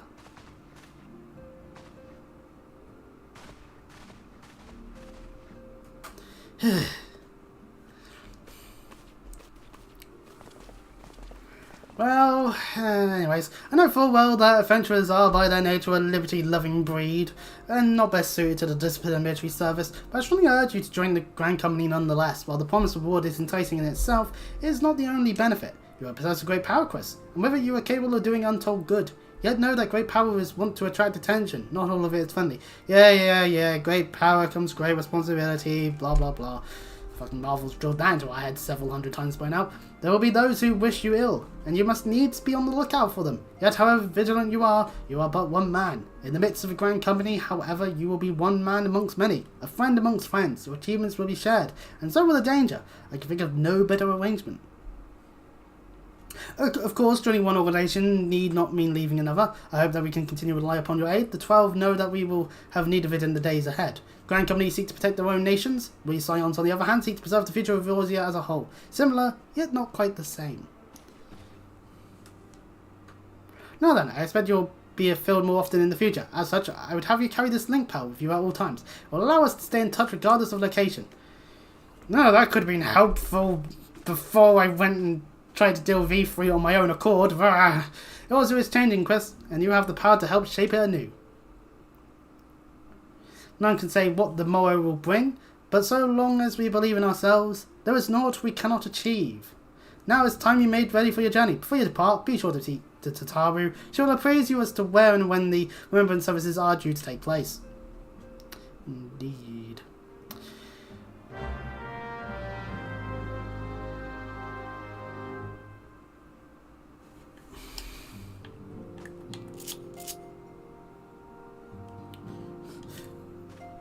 I blew a kiss by accident. Woo, look at me, I'm super popular. Woo, yay, woo. Unlike real life. Anyways, let us go and talk to Tataru.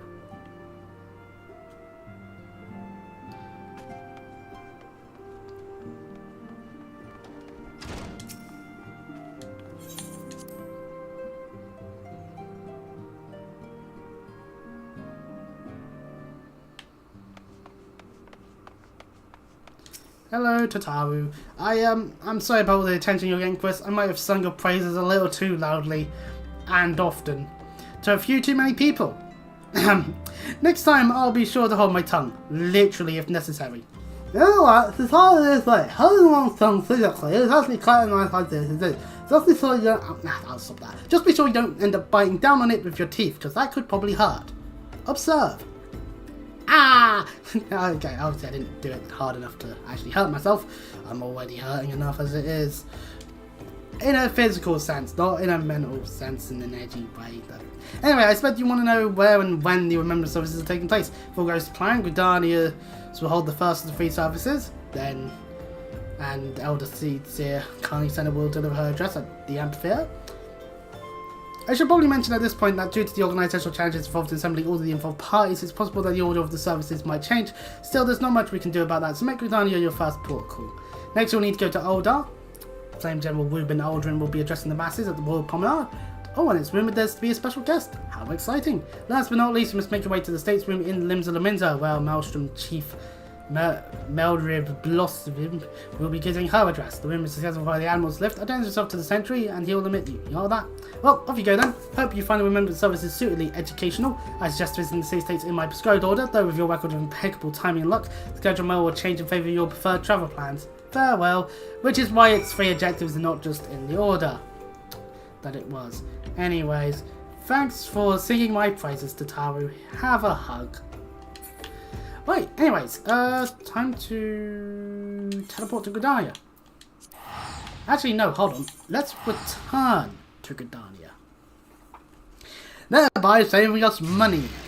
Yeah.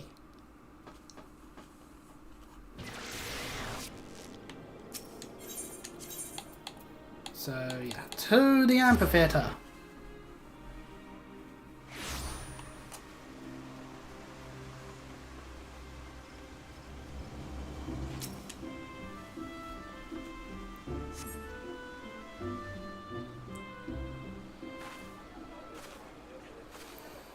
I lost my son to the calamity. No. The 3 Seed Seers are all together. Some say you couldn't take a step without stumbling over a body. Certainly a talkative crowd here today.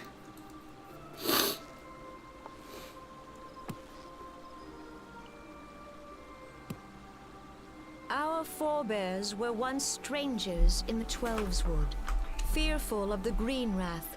They hid themselves in the dark recesses of the earth. Yet they dreamed of basking in the dappled sunlight of the forest.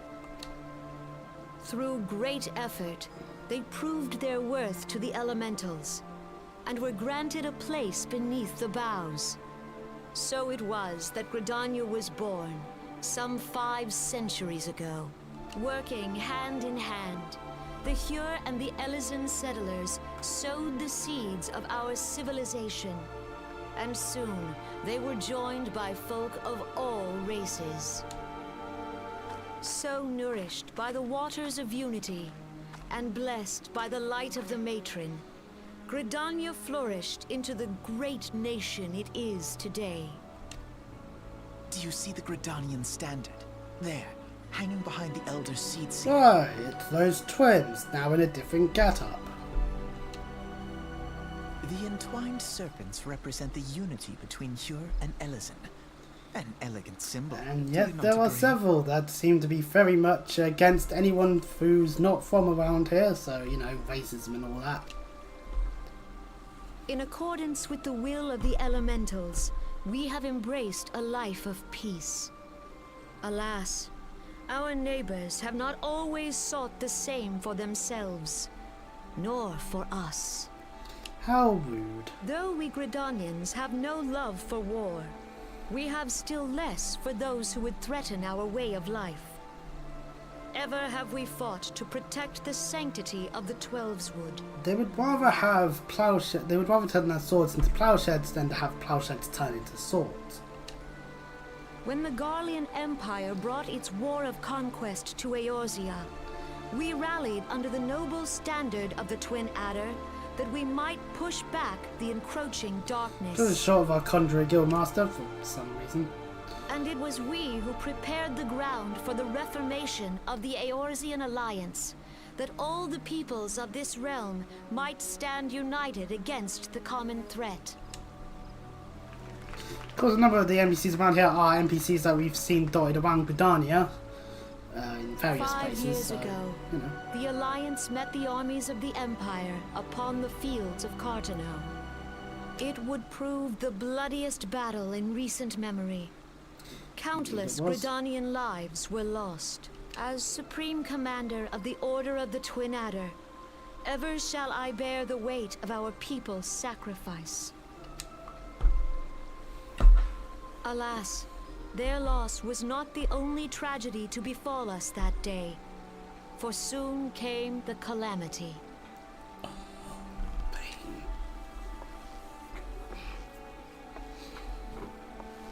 The scars borne by our forest are a constant reminder of its violence. Our lives have been irrevocably changed.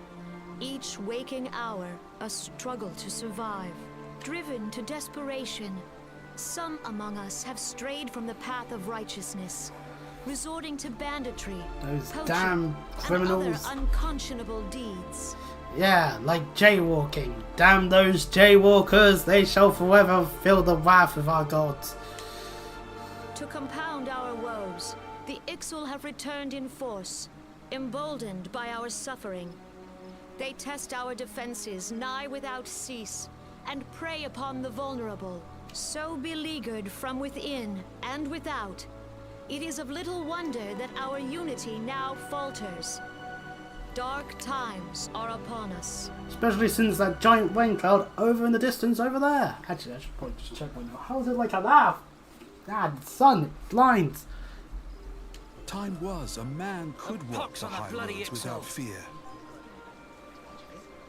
On this day, 5 years ago, countless Eorzeans laid down their lives that we might behold another dawn. Please join with me in honoring their memory. And so we shall honour those that fell. In Gridania, at least. And how do you propose to honor the memory of those you cannot remember, pray tell?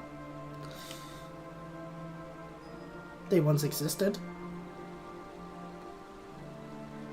Worthy point to make. The destruction wrought by the calamity was indiscriminate. It dealt death to Eorzean and Garlean alike. Yet while we have labored to rebuild our homes, to rebuild our lives, the Empire has set about raising steel fortresses here in the Twelveswood. Let none be mistaken. The Garleans remain the greatest threat to our survival. If we are to stand against them, we must remember what it is to be united. Our many troubles blind us to the woes of our fellow man. Thence is harmony lost. Yet harmony is the founding principle of Gridania. We are gathered here to honor the fallen. Let them be honored not only in word and thought, but through concerted action. I bid you, join hands with me once more beneath the Twin Adder standard. And together, let us heal the forest's wounds, that our progeny might live in harmony beneath these ancient boughs. For serenity, purity, and sanctity, we must think of the children. Woods will be Of course, done. someone's It's up been to like, us to protect somebody the think of the lives children. their Of course. But, yeah.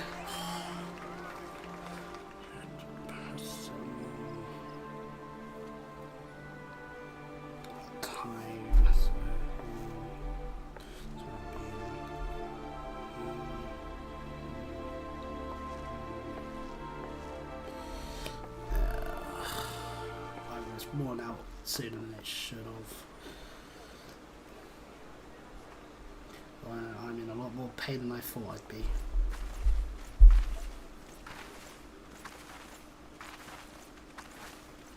While the crowd is dispersing, we're just going to stand still. If you'll permit me, Alfino. Finally, we get to learn their names. This is Alphanode, and maybe And my sister, Alize, at your And Alize. service. Finally introduced to us. I saw at a glance that you were a fellow traveler. You might call us students of history, sampling the realm's remembrances in pursuit of enlightenment.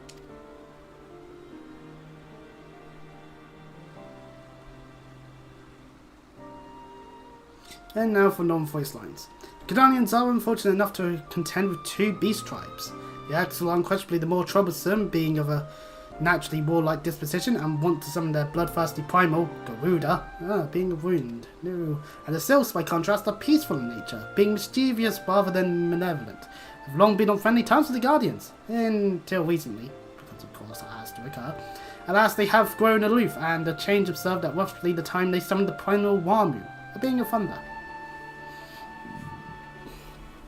Pardon me. The Gindalians have no love for war, and they consider open conflict a last resort.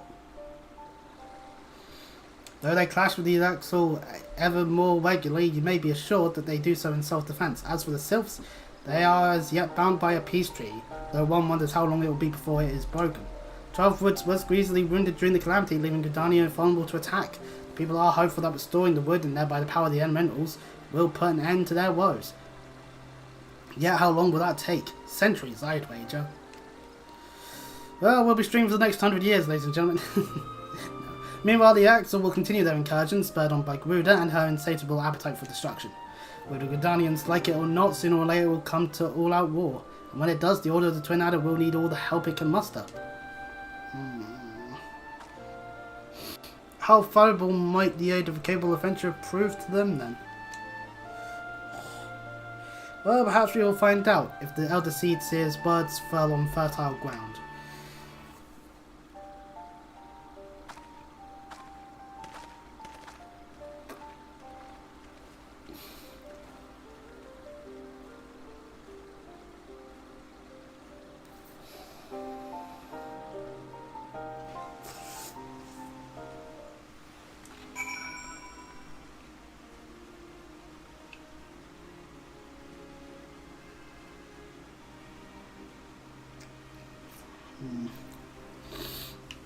Right, anywho, with that, there's nothing really for us to do here in Gridania.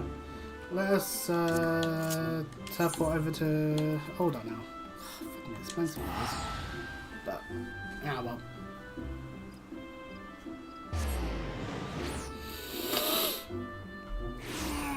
And to the Royal Promenade for the exact same thing. except more in line with, of course, the shenanigans that are occurring in Uldar, including the shit that we just dealt with.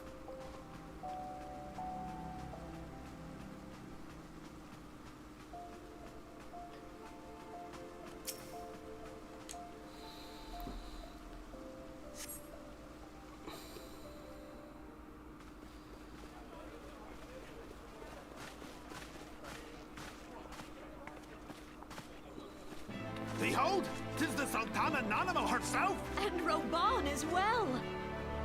Which was to be expected, was it not?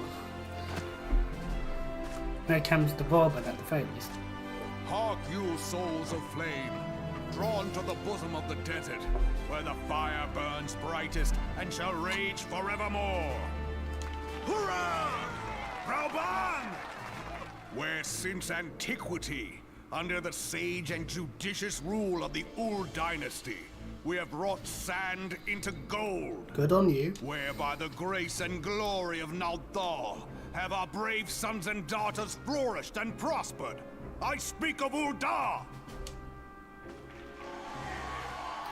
Incredible crowd, and Alphanode and others have The made their Flame way General's back here flies as the well. Grand Company's standard. Note the sigil. The golden scales of order balance the jewel of prosperity with the flame of might. Indeed. Great and many are the gifts our nation has given the realm.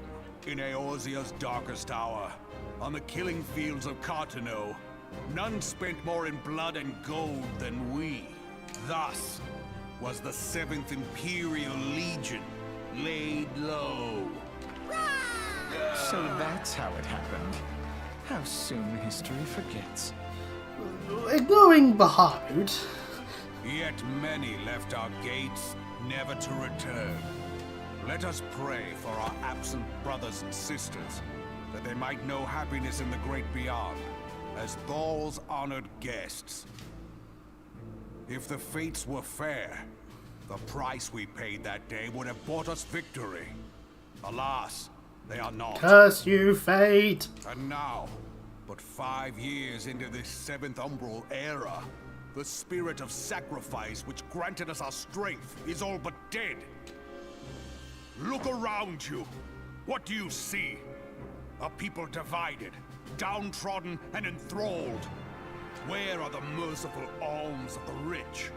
Where is the just steel of the righteous? The witch never give a shit about the poor. This is just a real life thing that you can see that right now in quite a few places. And yeah, the righteousness and all that is fine and dandy, but of course the witch hate that righteous people are like, no, stop doing the wrong stuff. Lives to save. You who call this living, dishonor the name of the immortal flames. It is but a slow death. Our enemies surround us. The savage hordes of the Amalja wait beside our roads, strangling the lifelines of trade. Thankfully that primal recently been defeated. Meanwhile, the Garleans make mock of our borders and despoil our land of its natural wealth. We stand on a precipice, yet we do not act.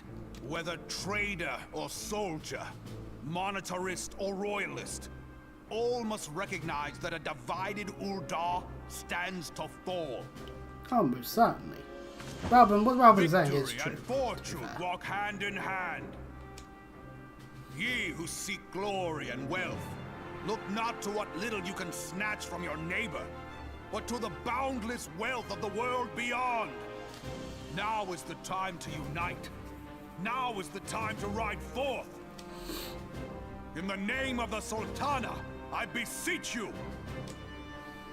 Line not your own coffers, but those of the immortal flames. Seek not to prosper from Uldar, but to restore her to prosperity. As the realm prospers, so shall Uldar.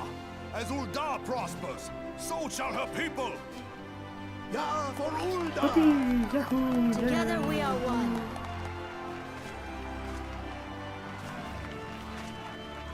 Your grace. Rauban?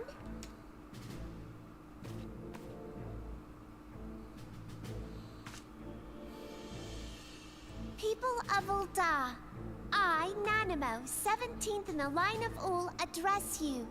Much has been made of the wealth of Uldar. Yet those who measured that wealth in coins and carats are gravely deceived. For the true wealth of Uldar lies in the health, happiness, and hopes of her people. The rich elite of Uldar, meanwhile, yes, and the health, happiness, and hopes of the people, yes.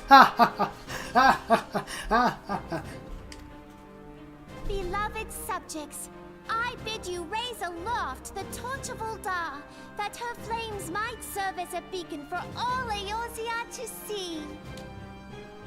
Long live Nanamo! Glory to the Sultana! For victory and fortune, stride fearless into the Inferno, for we are by fire reborn! Such a way of going about words there. To be like, no, the wealth of this place isn't what you think it is. I fancy meeting you Freaking again. toy again. Anyway, and hello again, Alphino and Alice. The Eldars have a long history of conflict with the Moja, the beast tribe that worships the primal Ifrit. Judging by your look at distaste, I take it you've encountered them. Oh yeah, beat Ifrit up. The Eldars do not shy from confrontation. If aught threatens their precious prosperity, they will seek to crush it. So they've dealt with Ifrit thus far, smouldering his flames each time he is stoked to life. Yet he is but one of several problems. Though they have been quiet these past 5 years, the Garlings have not gone away. Meanwhile, refugees continue to arrive in droves, and Uldar has no clear policy on how to deal with them. After all, not even the Sultanate's coffers are bottomless, and even assuming they had the coin, resources will ever be finite. Which brings me back to the subject of Ifrit. It has been observed that the Almarja are summoning him with ever-increasing frequency. Every time they do so, the Eldar send their forces to smite the primal, and though they invariably succeed, each victory is bought with blood. It is a war of attrition which they cannot well sustain. Small wonder then that the Immortal Flames are eager to recruit more members. At such a desperate hour, a adventurer of your experience would be a most welcome addition to their ranks.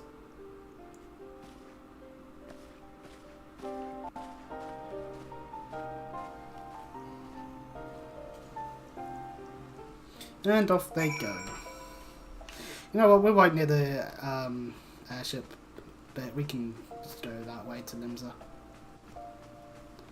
Save a little bit of money in the process.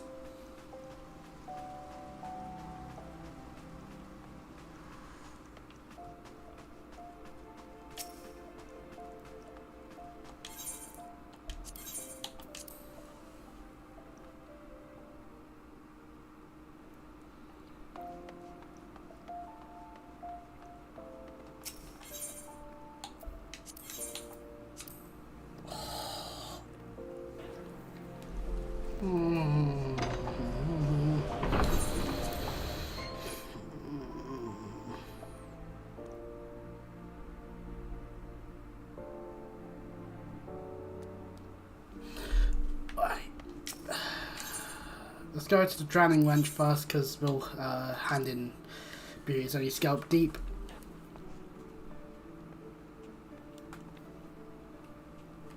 It's about damn time we do so.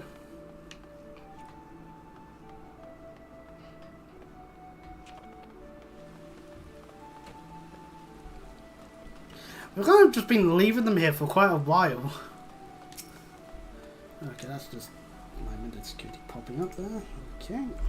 Wait for a second. There's news of compassion, you friend. I beg of you, retrieve for me the tools of my trade, for I'm never than handling the ass. Okay, yeah, you said this before.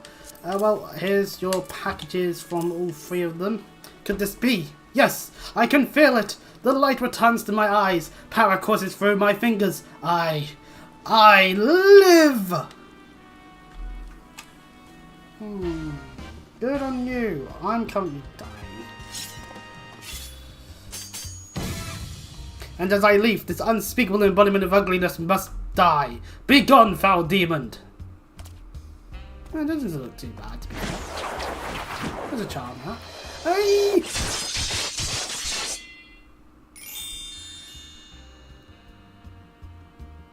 And so I ask, how do you feel, madam?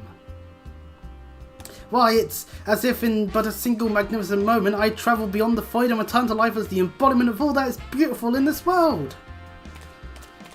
Could it be? Yes, it must. How else to explain such power? You are the one whose coming was foretold. You, yes, you are the Ascetian. Oh god, that word is terrible. In the flesh, madam, I am John Delay, crafter of coiffures so defined that Manfina herself does begrudge my clientele their beauty. But let us speak of you, madam, for where a moment ago stood a fashion challenge frump, now there stands, still fashion challenge in my opinion, but a beauty reborn! Oh, I did a good job there. Oh no. And you are the one I must thank for reviving my soul, that I might once again bestow my gifts on the realm bereft of beauty, a kindness I intend to repay in full. Do not fear that your own hairstyle is becoming passé. Fear the spectre of ugliness straining to consume you. Fear not, friend, for it shall not survive my wrath.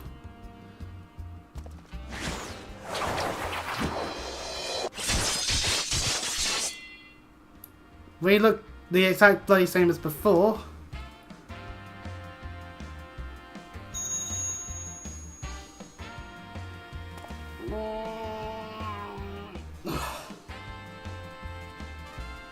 As the man before you, as this very world we call Rome, from an abyss of unfathomable drabness you shall rise anew.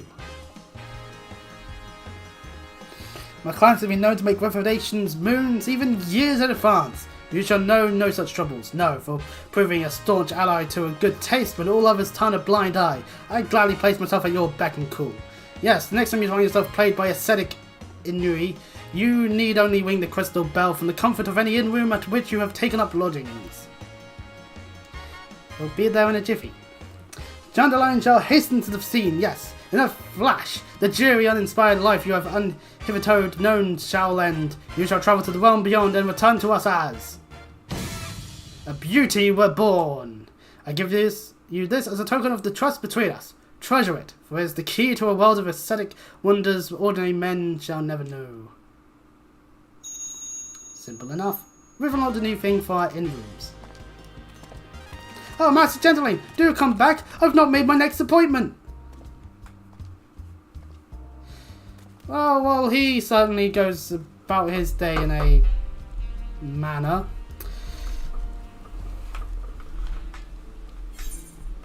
We now have a Jandaline's token we can utilize in our inn-room. We can create a new look for ourselves. If we really so please.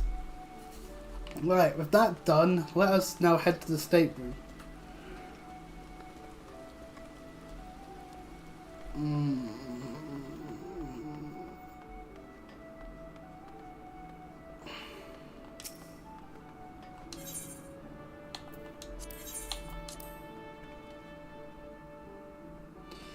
It's about 10 past 9, I think, which means...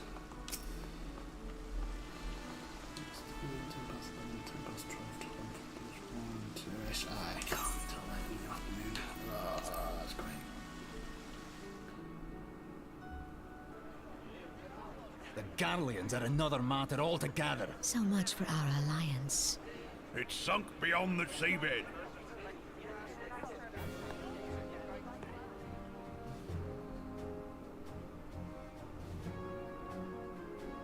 For the third and final time, we see a leader to talk about how bad things went back at the end of original 14. Brothers and sisters of the sea, hearken unto me. Look upon this, our mighty crimson standard, and tell me your hearts do not swell with pride. It's a nice boat, but yeah. 700 summers have come and gone since our forefathers first ran aground in this fertile bay. In that time, guided by the Mother of Oceans, Limsa Lominsa has grown from humble fishing village to uncontested ruler of the 5 seas and beyond.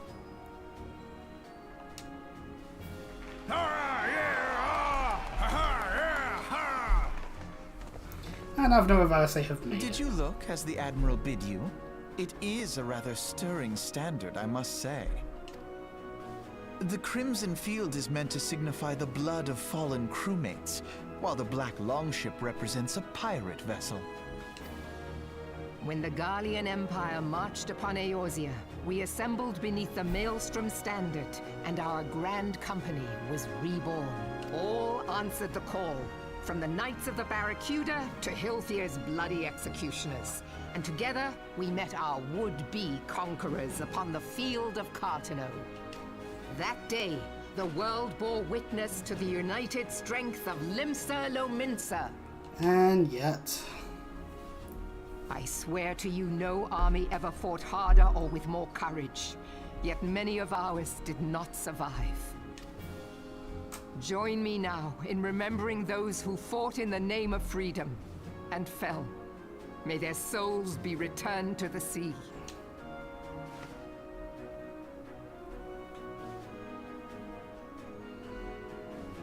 Freedom. Yes, they have always been rather fond of their freedom. What are they, Scottish now? Much as the beast tribes have. Small wonder. Beneath the surface, one would struggle to tell them apart. What pedestal do I need to It has push? been 5 long years since the calamity struck. 5 long years of tireless rebuilding. Yet still the wounds of the calamity fester and weep. But when I stand atop the mizzenmast and gaze out upon our battered and broken vessel, I see an undying spirit. Did we not build all this from the wreck of the Galadian all those centuries ago? Shall we not do so again? Mayhaps. Yet there are those who would see this ship of ours sink beneath the waves of the restless Rotano. The Sahagin creep ashore seeking blood for their accursed god. Those fishback The Sahagin bastards. have risen? While the mines of Ogomero spew forth kobolds who push ever south, despoiling our lands as they go. These savage beast tribes will be the first waves to crash against our creaking hull. And behind them swells the grim tide of the Gallian Empire. Even now, the Curs fly their flags within our borders. Doubt not, but that they will be upon us ere long. We are well nigh surrounded. Yet there are those among us who would rather turn their swords against their crewmates than our cannons against our foes. To the surprising no. How can we hope to repel our many enemies when mutiny breeds below deck? There is but one course left to us. One bearing that will bring us victory over the beast hordes and the Empire both. And see this ship safe to port. We must mend the rift the calamity has reopened twixt pirate and maelstrom, and stand fast with our adventurer brothers against the coming tempest. Mark ye well, a crew without unity is no crew at all. 'Tis but a mass of drowned men. To me, then, brothers and sisters of the sea, gather beneath the undying Crimson Standard, and pledge me your strength, your skill, your wisdom. And with the guidance of the navigator, this great vessel of ours shall ride the waves, till sea swallows all. Long live the Admiral! And that was a thrilling speech by the Admiral. Where's me cutlass? I'll follow ye to the 7 hells, Admiral. That show was supported by some people. Once again, the crowd dispersing. Fancy meeting you again. And once again, Alphino and Alice are here.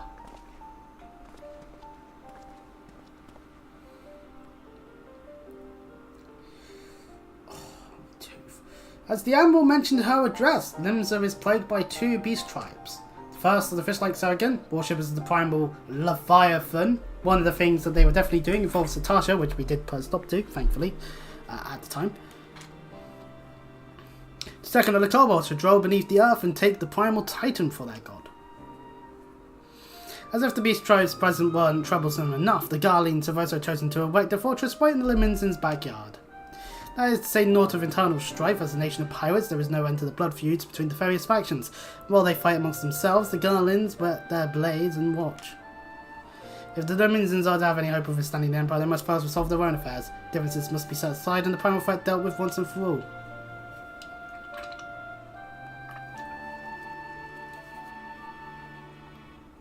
To this end, I expect that they will soon take decisive action against the beast tribes. Mark my words, the Maelstrom standard will be drenched a deeper shade of crimson ere long.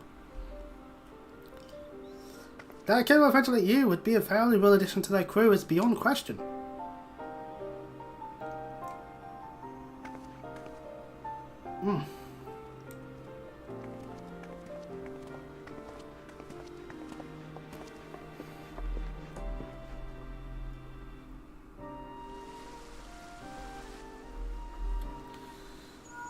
And we now get Link Child. This is Minfilia. You are well, I hope. Would I be correct in thinking that the final remembrance service has now concluded? A moment ago, you say. What a coincidence. Jesting aside, I trust you remember our guests from the Grand Companies. Well, delighted though we are to have them here at the Waking Sands, it would not do to keep them in suspense any longer than necessary. In short, hurry back. Very well. Let's go do that then.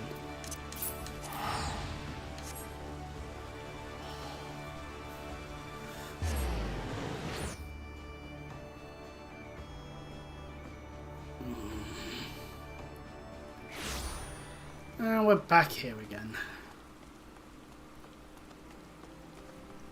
That person's chocobo is a rather more reddy pink colour.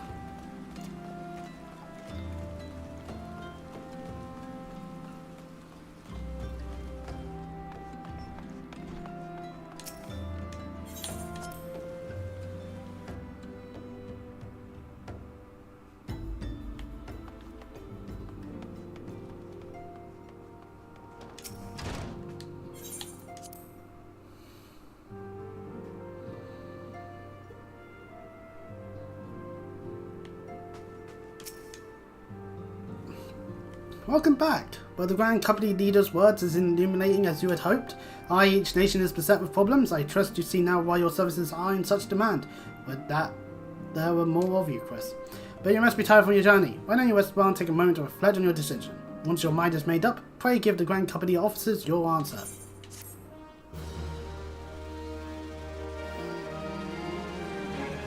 And we get a cutscene of Alphanode and Alice in the quicksand. The gods only know what grand company our adventurer friend will keep. The wheels of change are in motion regardless. Brother, are you certain this course is best? Whatever do you mean, dear sister? The so-called remembrance ceremonies were little more than standard waving rallies. As though the Calamity and 7th Umbral era warranted scarcely a mention. Well, of course they were standard waving rallies. Need to raise morale somehow. Since you are so observant, mayhap you noticed what mention was made of the Warriors of Light? None. I suppose they must have forgotten the heroes who spared Eorzea a fate worse than the Calamity? No, dear Alice, they haven't forgotten these details. They have elected to omit them. Deep are the wounds the Calamity inflicted upon Eorzea. So deep, in fact, that the realm still bleeds. Needless to say, the beast tribes and their primals do little to alleviate the pain.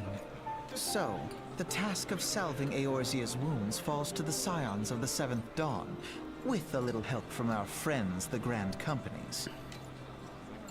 Remembrance will yield no remedy. If our world is to heal, we must put the horrors of the Calamity behind us. Our grandfather would never entrust the fate of the realm to despots who rewrite history to their convenience.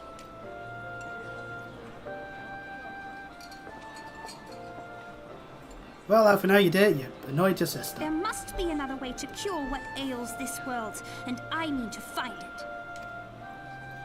You are most welcome to try. Our paths may differ, but our destination is the same. In time, I dare say we will see eye to eye.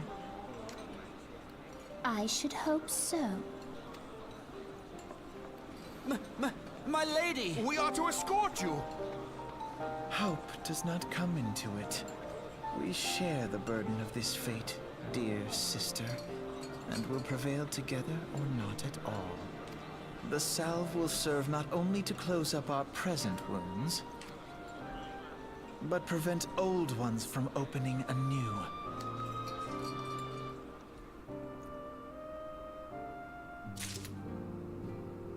Anyways, back here in the Waking Sands, we need to select a grand company. Oh, no, wait. As if there was any choice. Take it the Elder Sands. I've done it again. Elder Seed Seer's words have touched your heart. Have you resolved to entwine your destiny with that of the Twin Adder? Yes. Yes, I think I have. Choose wisely, my friend. The Elder Seed Seer will be overjoyed. Without further ado, let us speak of practical matters. In order to complete the enrollment procedure, you must first report to the Adder's Nest. Simple enough. We also gained some honey yellow dye in the process. Dare say you know it well from your wanderings in New Gridania. Give your name to the personnel officer there and he'll guide you through the formalities. No doubt but that your deeds will bring great honour to our order. When next we meet in Gridania, I shall be proud to call you brother. Oh, great, we're getting referred to as a bro. Well, anyway. Oh, pardon me. Let us teleport over to Gridania.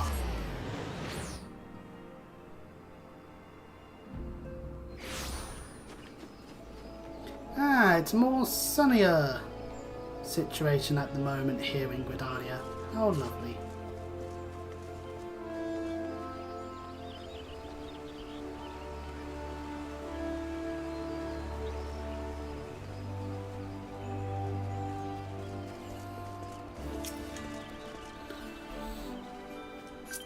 Oh, someone did a thing while I'm in a cutscene. You have come to the Adder's Nest, headquarters of the Order of the Twin Adder. Ever do we welcome they who would toil in the elemental's name for the good of our forest nation.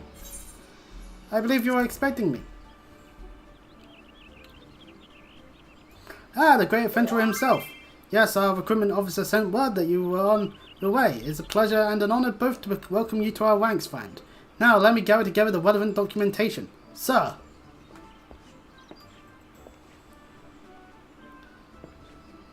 What is it? Report! An urgent message from Isaac Spire, sir. Highwind Skyway's airship has taken fire from Imperial forces in the skies over the East Shroud. No! The vessel's engines are crippled, sir, and was forced to make an emergency landing southeast of Nine Ivies.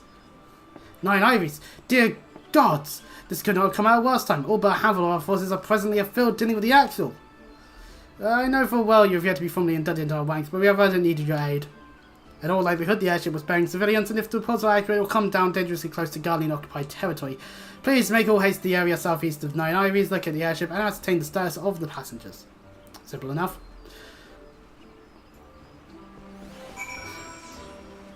Meanwhile, someone here has been like, "Hi, good afternoon. You are the most active English club for the casual players selected and enjoyed the game. Have fun, help each other, and fight together. I would be happy to see you in our community." Did they use an item like that? But anyway, we've gone inside, invite her. Oh, one of us again. Yeah, the focus is practically everything. This is the second time now I've been invited. And they do have a humble home in Shirogane.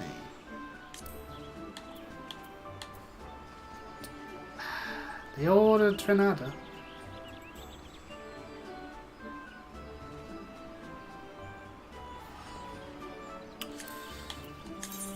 I'm gonna decline it. The fact that I got invited while I'm in the cutscene is so fun, you know? Right, anywho, let us teleport to thingy. Yeah, they're over there still. I'm just gonna teleport over to the Lancer Guild.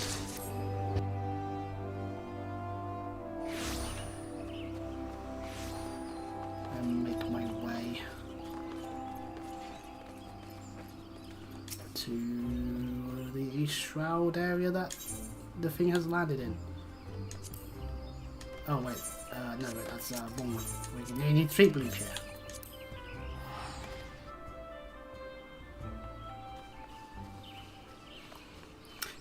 This is because it's cheaper to do it this way than to go for the Aetherite at the moment. It's like, seriously, like, it's so weird.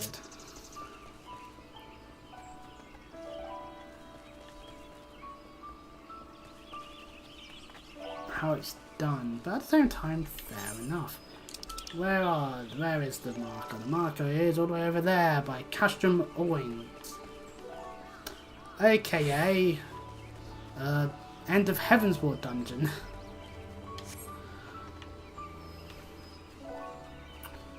If memory serves me correctly.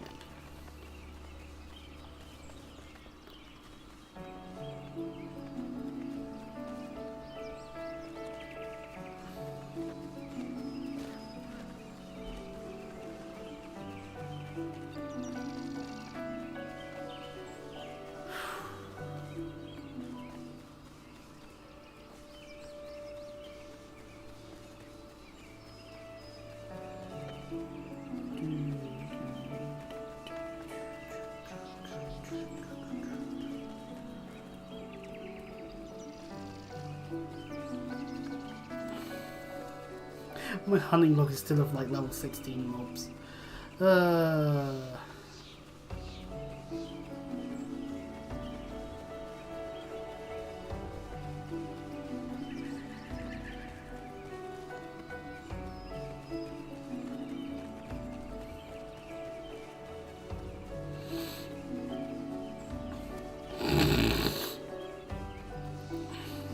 Behold, the airship! Also, behold, a garland structure over there! Ooh, it'd be real unfortunate if we had to go over there for any reason. Anyway, airship crewman!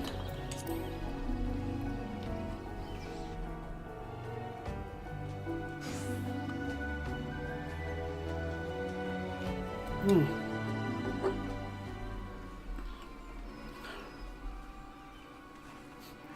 I'm not sure if that tree's helping as well as he hopes.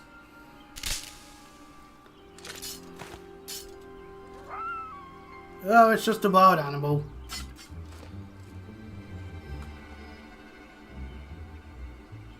An adventurer? What are you doing out here? No, wait, let's find some cover first.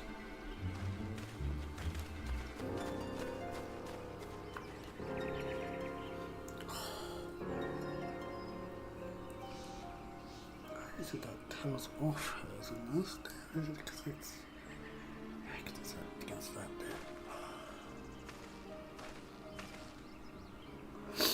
Yeah, this nest sent you. How do you know you're not an Imperial spy? You don't even have a uniform.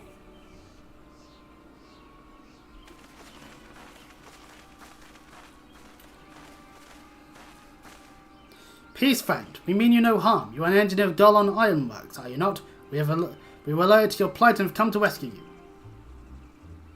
And you're Christopher, I presume. I was told to expect an honorary serpent. My thanks for your aid, friend.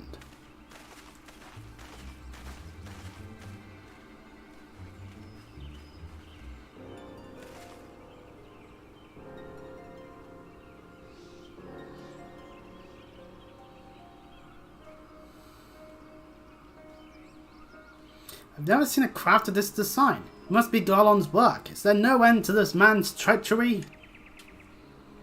Secrets of Meditate belong in Imperial hands. They are not to be squandered in the Eorzean savages.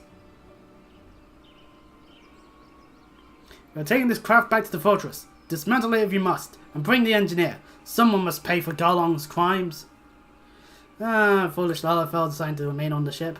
Imperial scouts from Castrum Orions, and they mean to requisition the ship. Wedge, you have to help him. That fool of a Lalafell was hiding inside the tiny Bronco. The tiny Bronco? But isn't that the Ironworks' latest creation? It's the first ship we've built since the Calamity. The first since Master Garlon, well, since he went missing. After years of work, she was finally ready for her first test flight, and she was soaring. She really was. Till those bastards blasted her out of the sky. Tend me. Oh, the Ironworks' latest creation must not fall into Garland hands. We shall strike them swift and sure and rescue Engineer Wedge.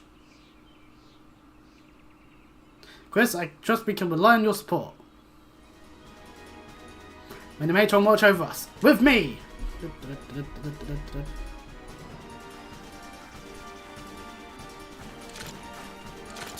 An ambush! To arms!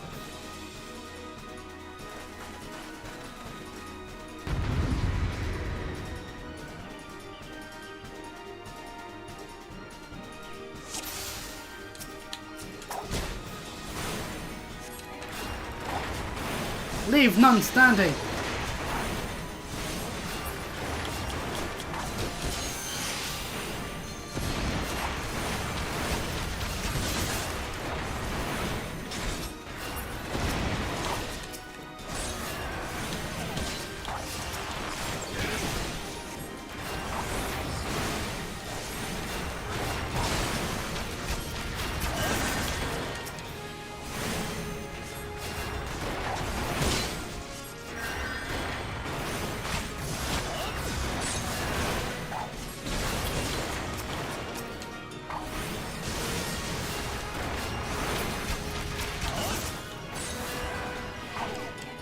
Savages, you cannot stand against the might of the Empire.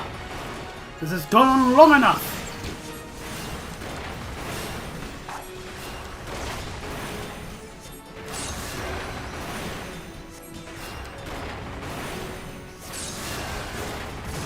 Annihilate these bastards, teach them the fertility of resistance.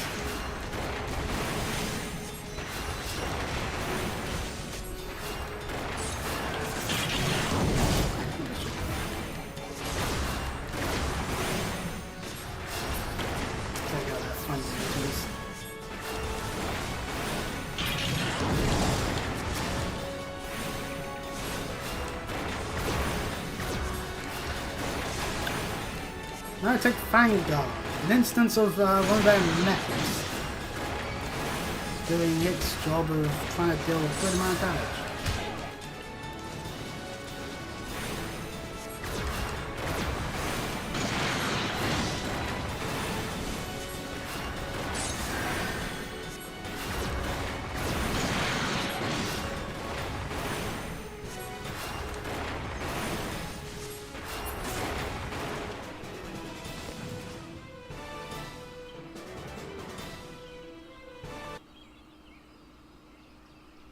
Briggs!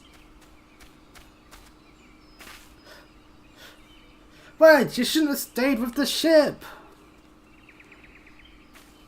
Ah, that was a close one. Too damn close. So, how's she look anyway? The auxiliary propeller is a dead loss, but I think we can wing enough thrust from the main propeller to get us airborne. A few minor modifications, we should be able to fly the tiny Bronco home. While you do your work, we shall keep watch over the perimeter. The enemy may yet still be lurking nearby. And as for you, you have more than done your part today. I bid you return to the Atlas Nest and complete your enlistment. I pray there will be no further interruptions. When next we meet, let it be as fellow serpents of the Order. I just wanted to say sorry, you know, for calling you an Imperial spy and all that. Got that one wrong, didn't I? Seriously though, if it hadn't been for you and the twin adder lads there, we'd be chained up in the dungeon by now. I'm in your debt, friend. We both are. Wedge. Thank you. We're very grateful. There we go. A level of formality for the situation at hand. Well, with all that done and dusted, let us safely return back to Gardania.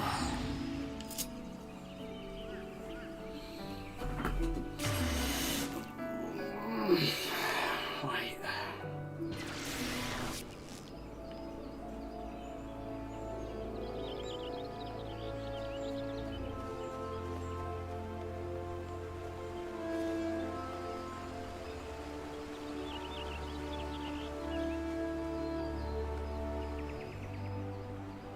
Hello, Serpent Personnel Officer.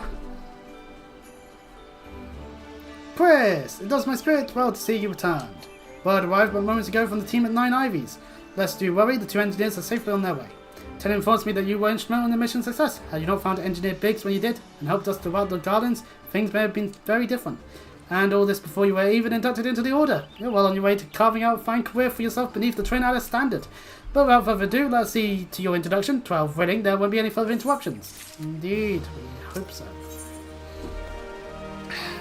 Which will be done.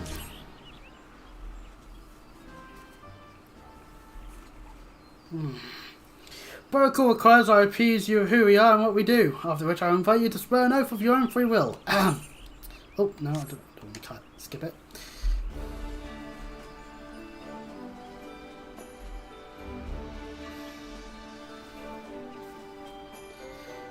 Just a simple salute there, just whoo. You know? The Order of the Twin Adder is a grand company of Gridania. It brings together the martial, economic and technological resources of the nation, blah blah blah, we know that this bit already. Formed in the days before the calamity and willingness to fight the Guardian Empire to combat the beast riders and the primals. Elder Seedseer Carney Center is the Supreme Commander. Under her wise leadership, we protect the people and the sanctity of the Trollswoods. As the entwined serpents that grace our standard, let forest-born strive as one with friends from afar to ensure that peace shall ever reign in Gridania. In doing so, we honour the will of the elementals, and theirs is the will of the wood. Now then, I ask that you give unto us your oath of allegiance in whatever fashion you see fit. And we can go, woods will be done. I shall strike down our enemies and drink of their blood. My life for the Elder Seedseer. Or just... my life for the Elder Seedseer. The Elder Seedseer is a kind and gentle who owes the welfare of people above all else. Your faith in her is well placed.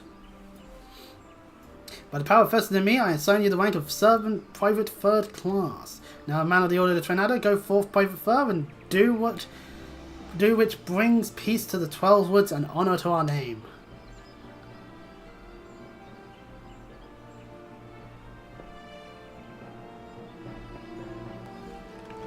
Yeah, woo!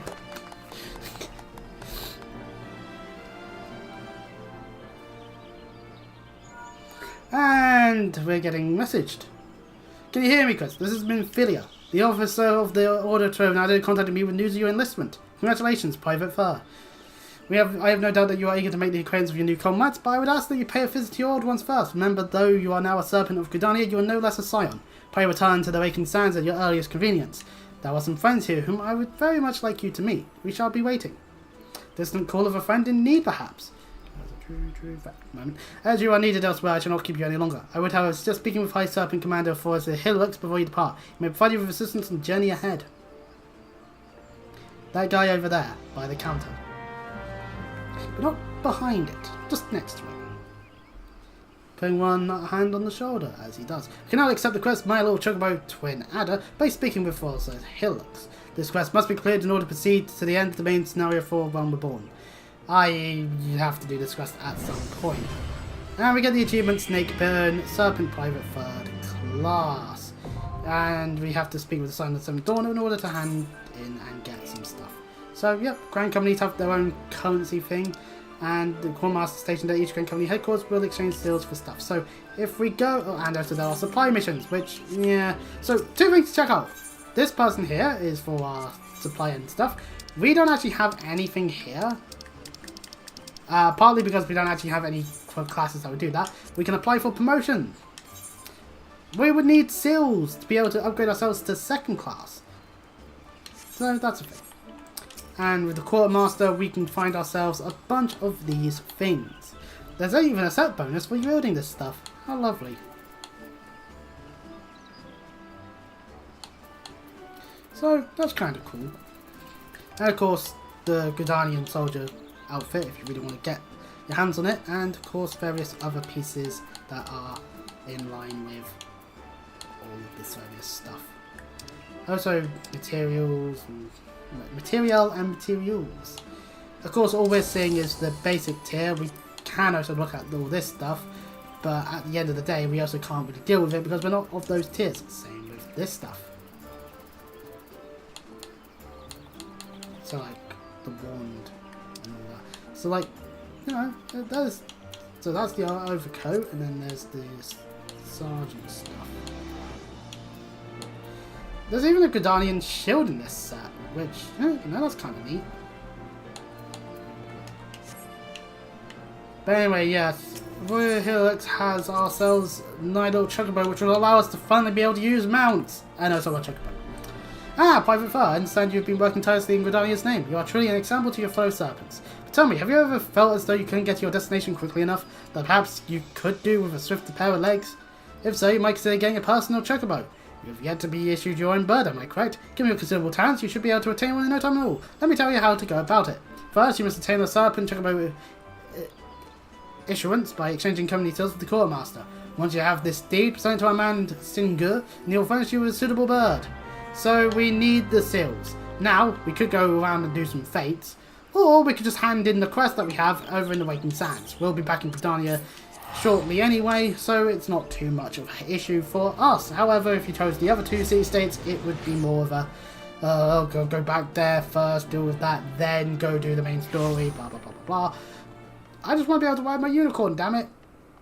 Also, it would mean that I'd actually be having a reason to go and look for, like, mounts in the marketplace. And be like, oh, this looks like a fun mount to have. How would you get it normally? You have to do what? Okay, fair enough for the price. Kind of logic.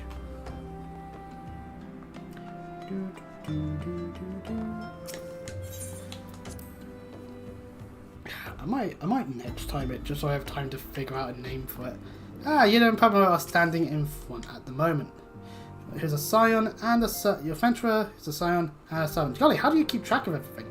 Must be fun pairing up with lots of different people though. Me, I'm always with Palpamo. Come to think of it, why am I always with Palpamo? Yeah, that's talking about Grand Company related things. Fair enough. Anyway, Scion of the 7th Dawn. Welcome back, Chris. Lady Mephilia awaits you within. And this will net us the seals that we'll need for the license, because if you try to get on a chocobo, immediately a guard would be there being like, "Oi there, mate, you got a license for that chocobo?" And of course it'd be fucking Tuesday in it and all that stuff, because British, but smart. Welcome back. It seems you wasted no time putting your skills to work. Indeed. How do I know? Why, the recruitment officer called to regale me with the tale of your heroics. The pride in his voice was palpable. We Scions are truly fortunate to have you with us, Chris. Now, unless we spoke, I said that I wanted you to meet some friends, did I not? Well, I neglected to mention that you've already met. Tataru, please show them in. This way, sirs. Hey, it's Biggs and Wedge. Thanks again for getting us out of that mess. We owe you our lives. But I don't think we've probably introduced ourselves. I'm Biggs. And I'm... God's man, spit it out, will you? Wedge, at your service. I am pleased to say that Biggs and Wedge will be staying with us for a while. Fair enough. Magitech-driven contraptions such as airships grow ever more vital to the sea-states of Eorzea. As a neutral party, it was judged that we Scions should serve as the keepers of this technology. Of course, for this, we needed the knowledge of experts, and so we requested the assistance of Garlon Ironworks, who, if any kindly, sent us two of their finest engineers. Our happy family continues to grow. On behalf of the Scions, I bid you welcome to the Waking Sands.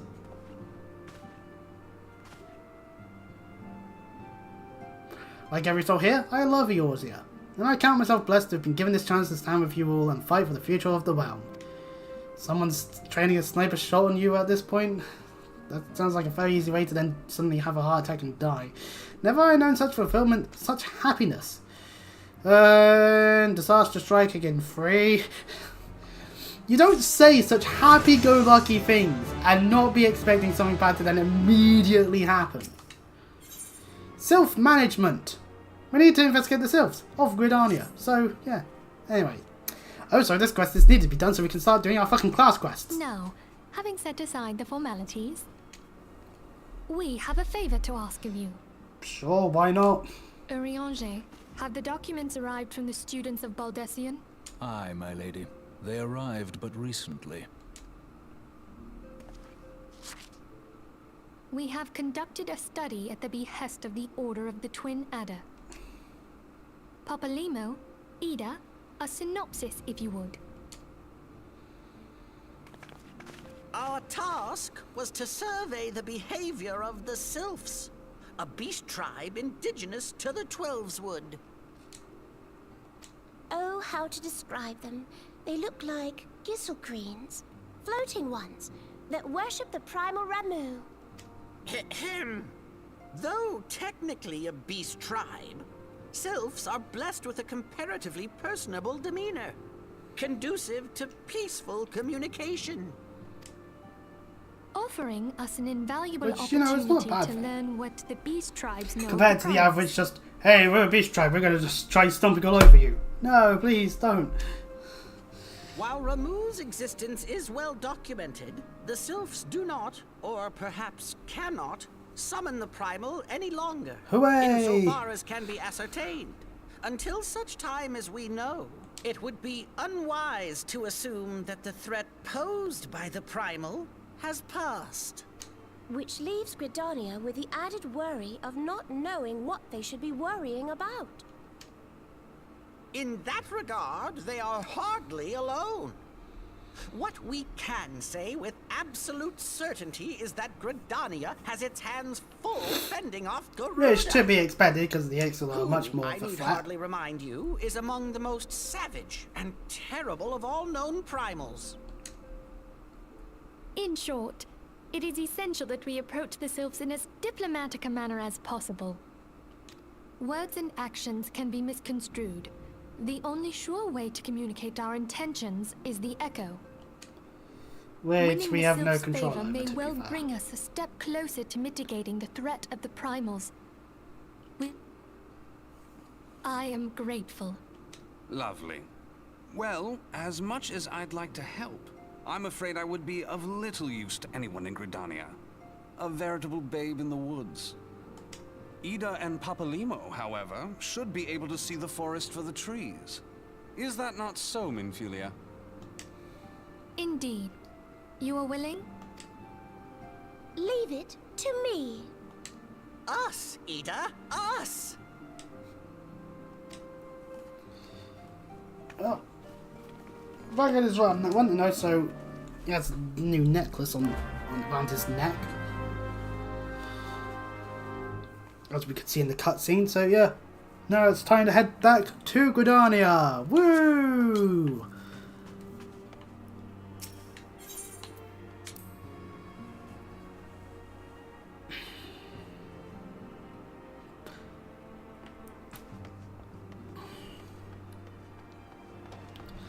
And next time, in Final Fantasy XIV. If you like what you see, you can always subscribe, you can always do the liking, you can always go and check out the other stuff on YouTube, and all that. I'm still in pain like I was yesterday, which is so fun, isn't it? But anyway, we've done quite a lot today, so we'll be doing quite a bit tomorrow as well, as we'll sort out the little chocobo thing, which means I'll have to come up with a name. I know, shock horror, but as we can tell in the Nuzlocke, I'm bad at names, and it takes me a moment to think of one. So, I think giving myself an opportunity to think one up is a good idea, in my opinion. Also, self-management is going to be doing selves, depending on how long that takes us, will depend on whether we end up moving to the next stuff after that, and so forth and so forth. And of course, with self-management being done, we would then be able to get access to our class quest, the level 30 stuff, plus stuff, which for us conjurers would be white mage. So that's something else to do as well. So until then, I'll see you all. Bye bye.